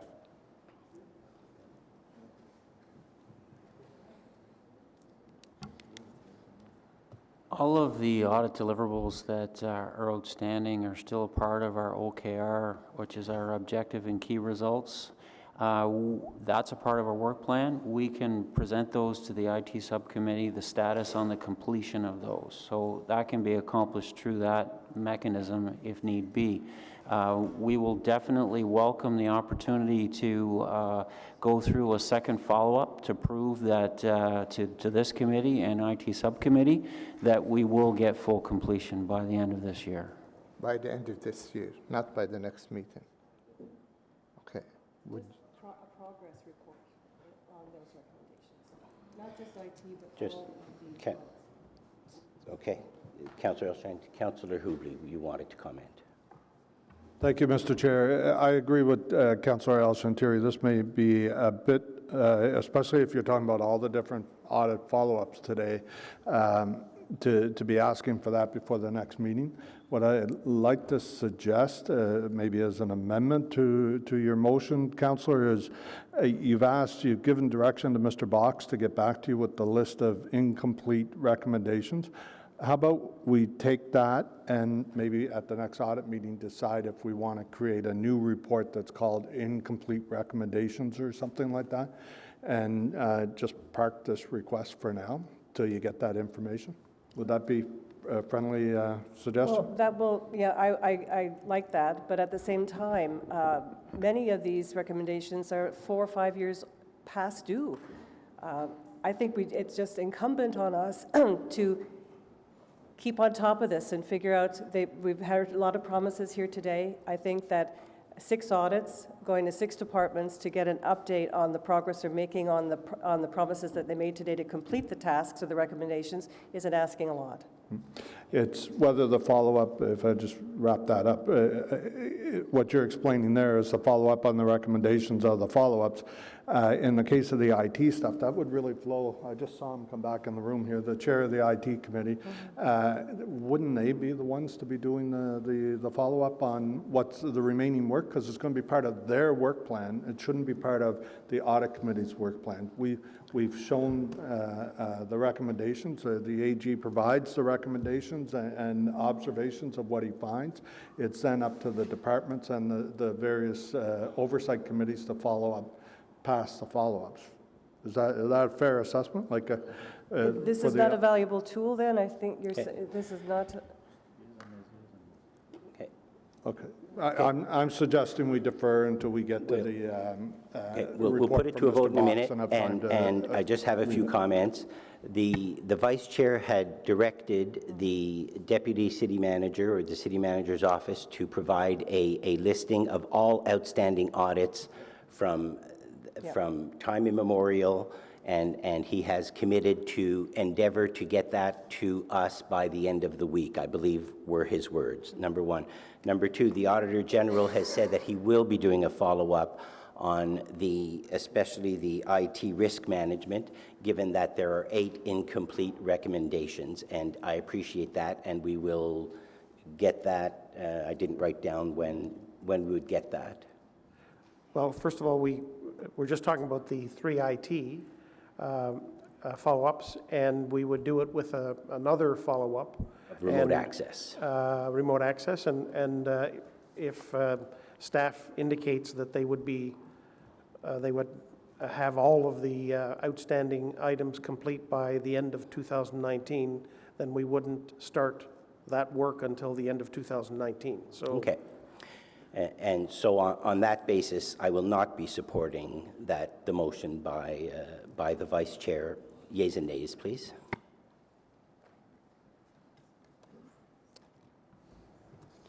Councillor Derouz? Oh, sorry. No. Councillor El Shantiri? No. Councillor Hubley? No. Councillor Kavanagh? Yes. Vice Chair Meehan? Yes. And Chair. No. 2 yeas, 4 nays. Thank you. But we will still get the report by the Deputy City Manager. Vice Chair has a motion to revolve into closed session.